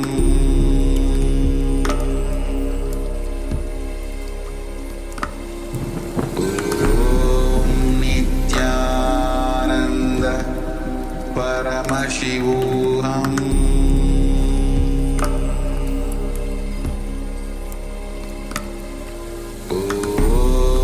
Nityananda Paramashivoham.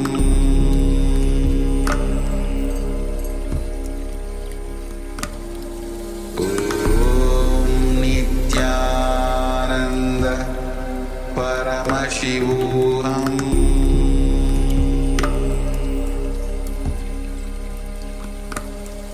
Om Nityananda Paramashivoham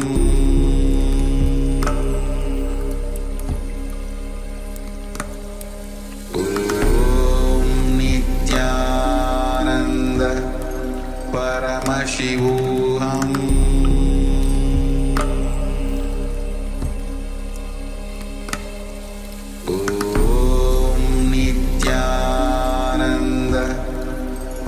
Paramashivoham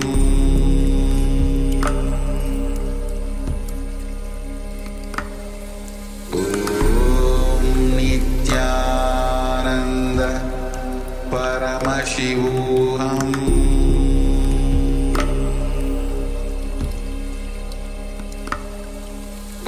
Om Nityananda Paramashivoham Paramashivoham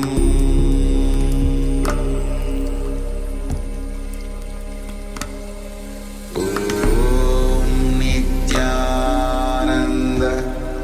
Paramashivoham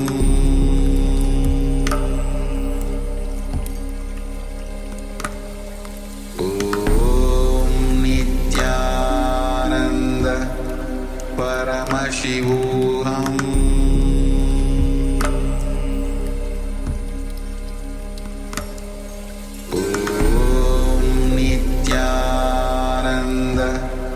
Paramashivoham Om Nityananda Paramashivoham Om Nityananda Paramashivoham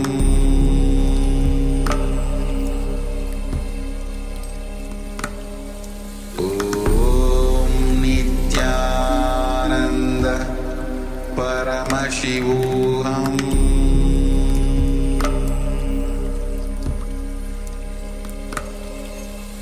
Om Nityananda Paramashivoham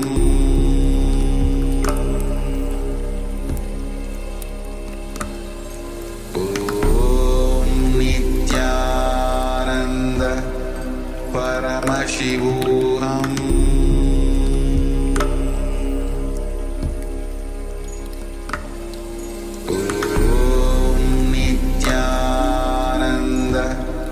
Paramashivoham Om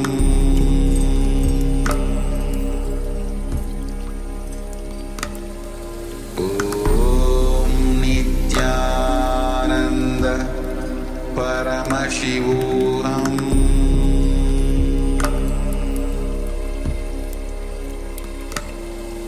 Om Nityananda Paramashivoham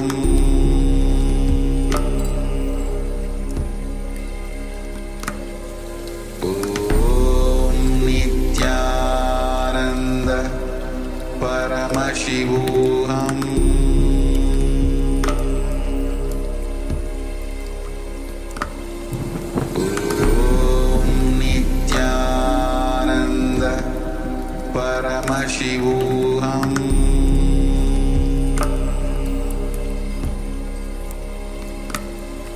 Om Nityananda Paramashivoham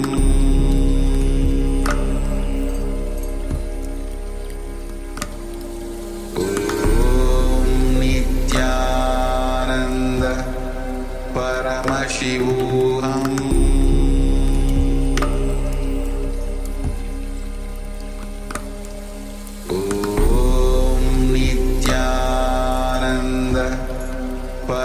Paramashivoham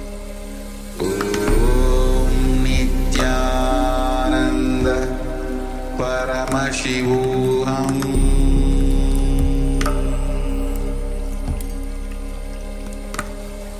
Om Nityananda Paramashivoham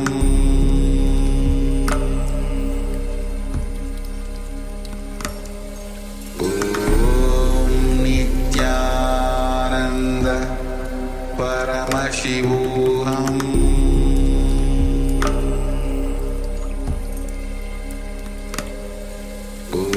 Om Nityananda Paramashivoham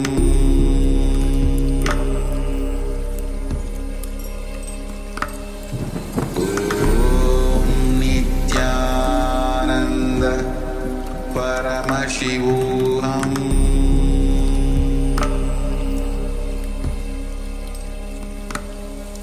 Om Nityananda Paramashivoham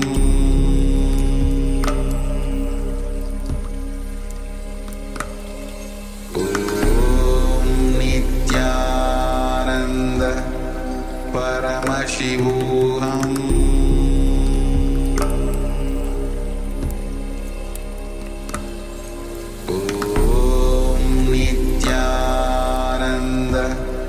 Paramashivoham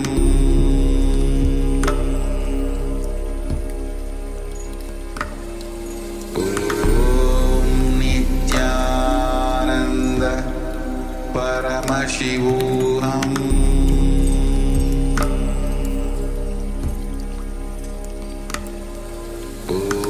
Om Nityananda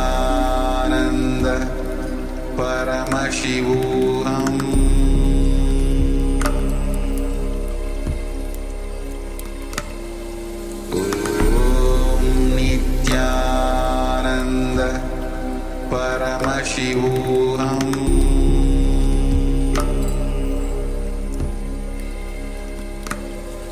Om Nityananda Paramashivoham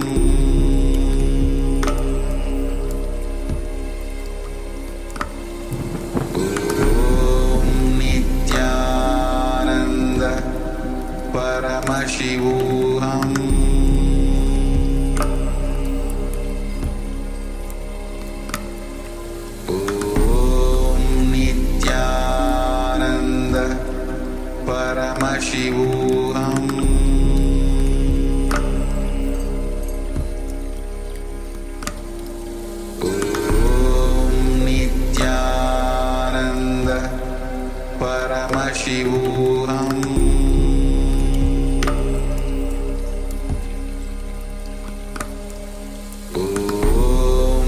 Nityananda Paramashivoham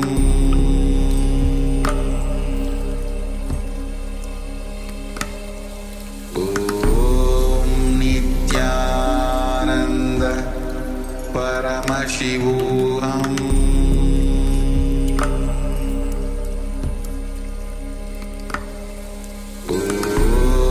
Nityananda Paramashivoham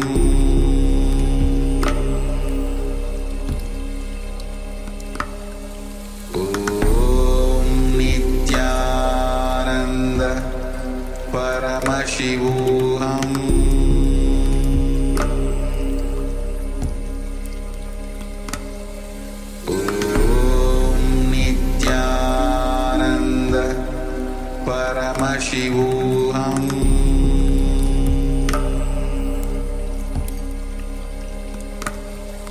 Om Nityananda Paramashivoham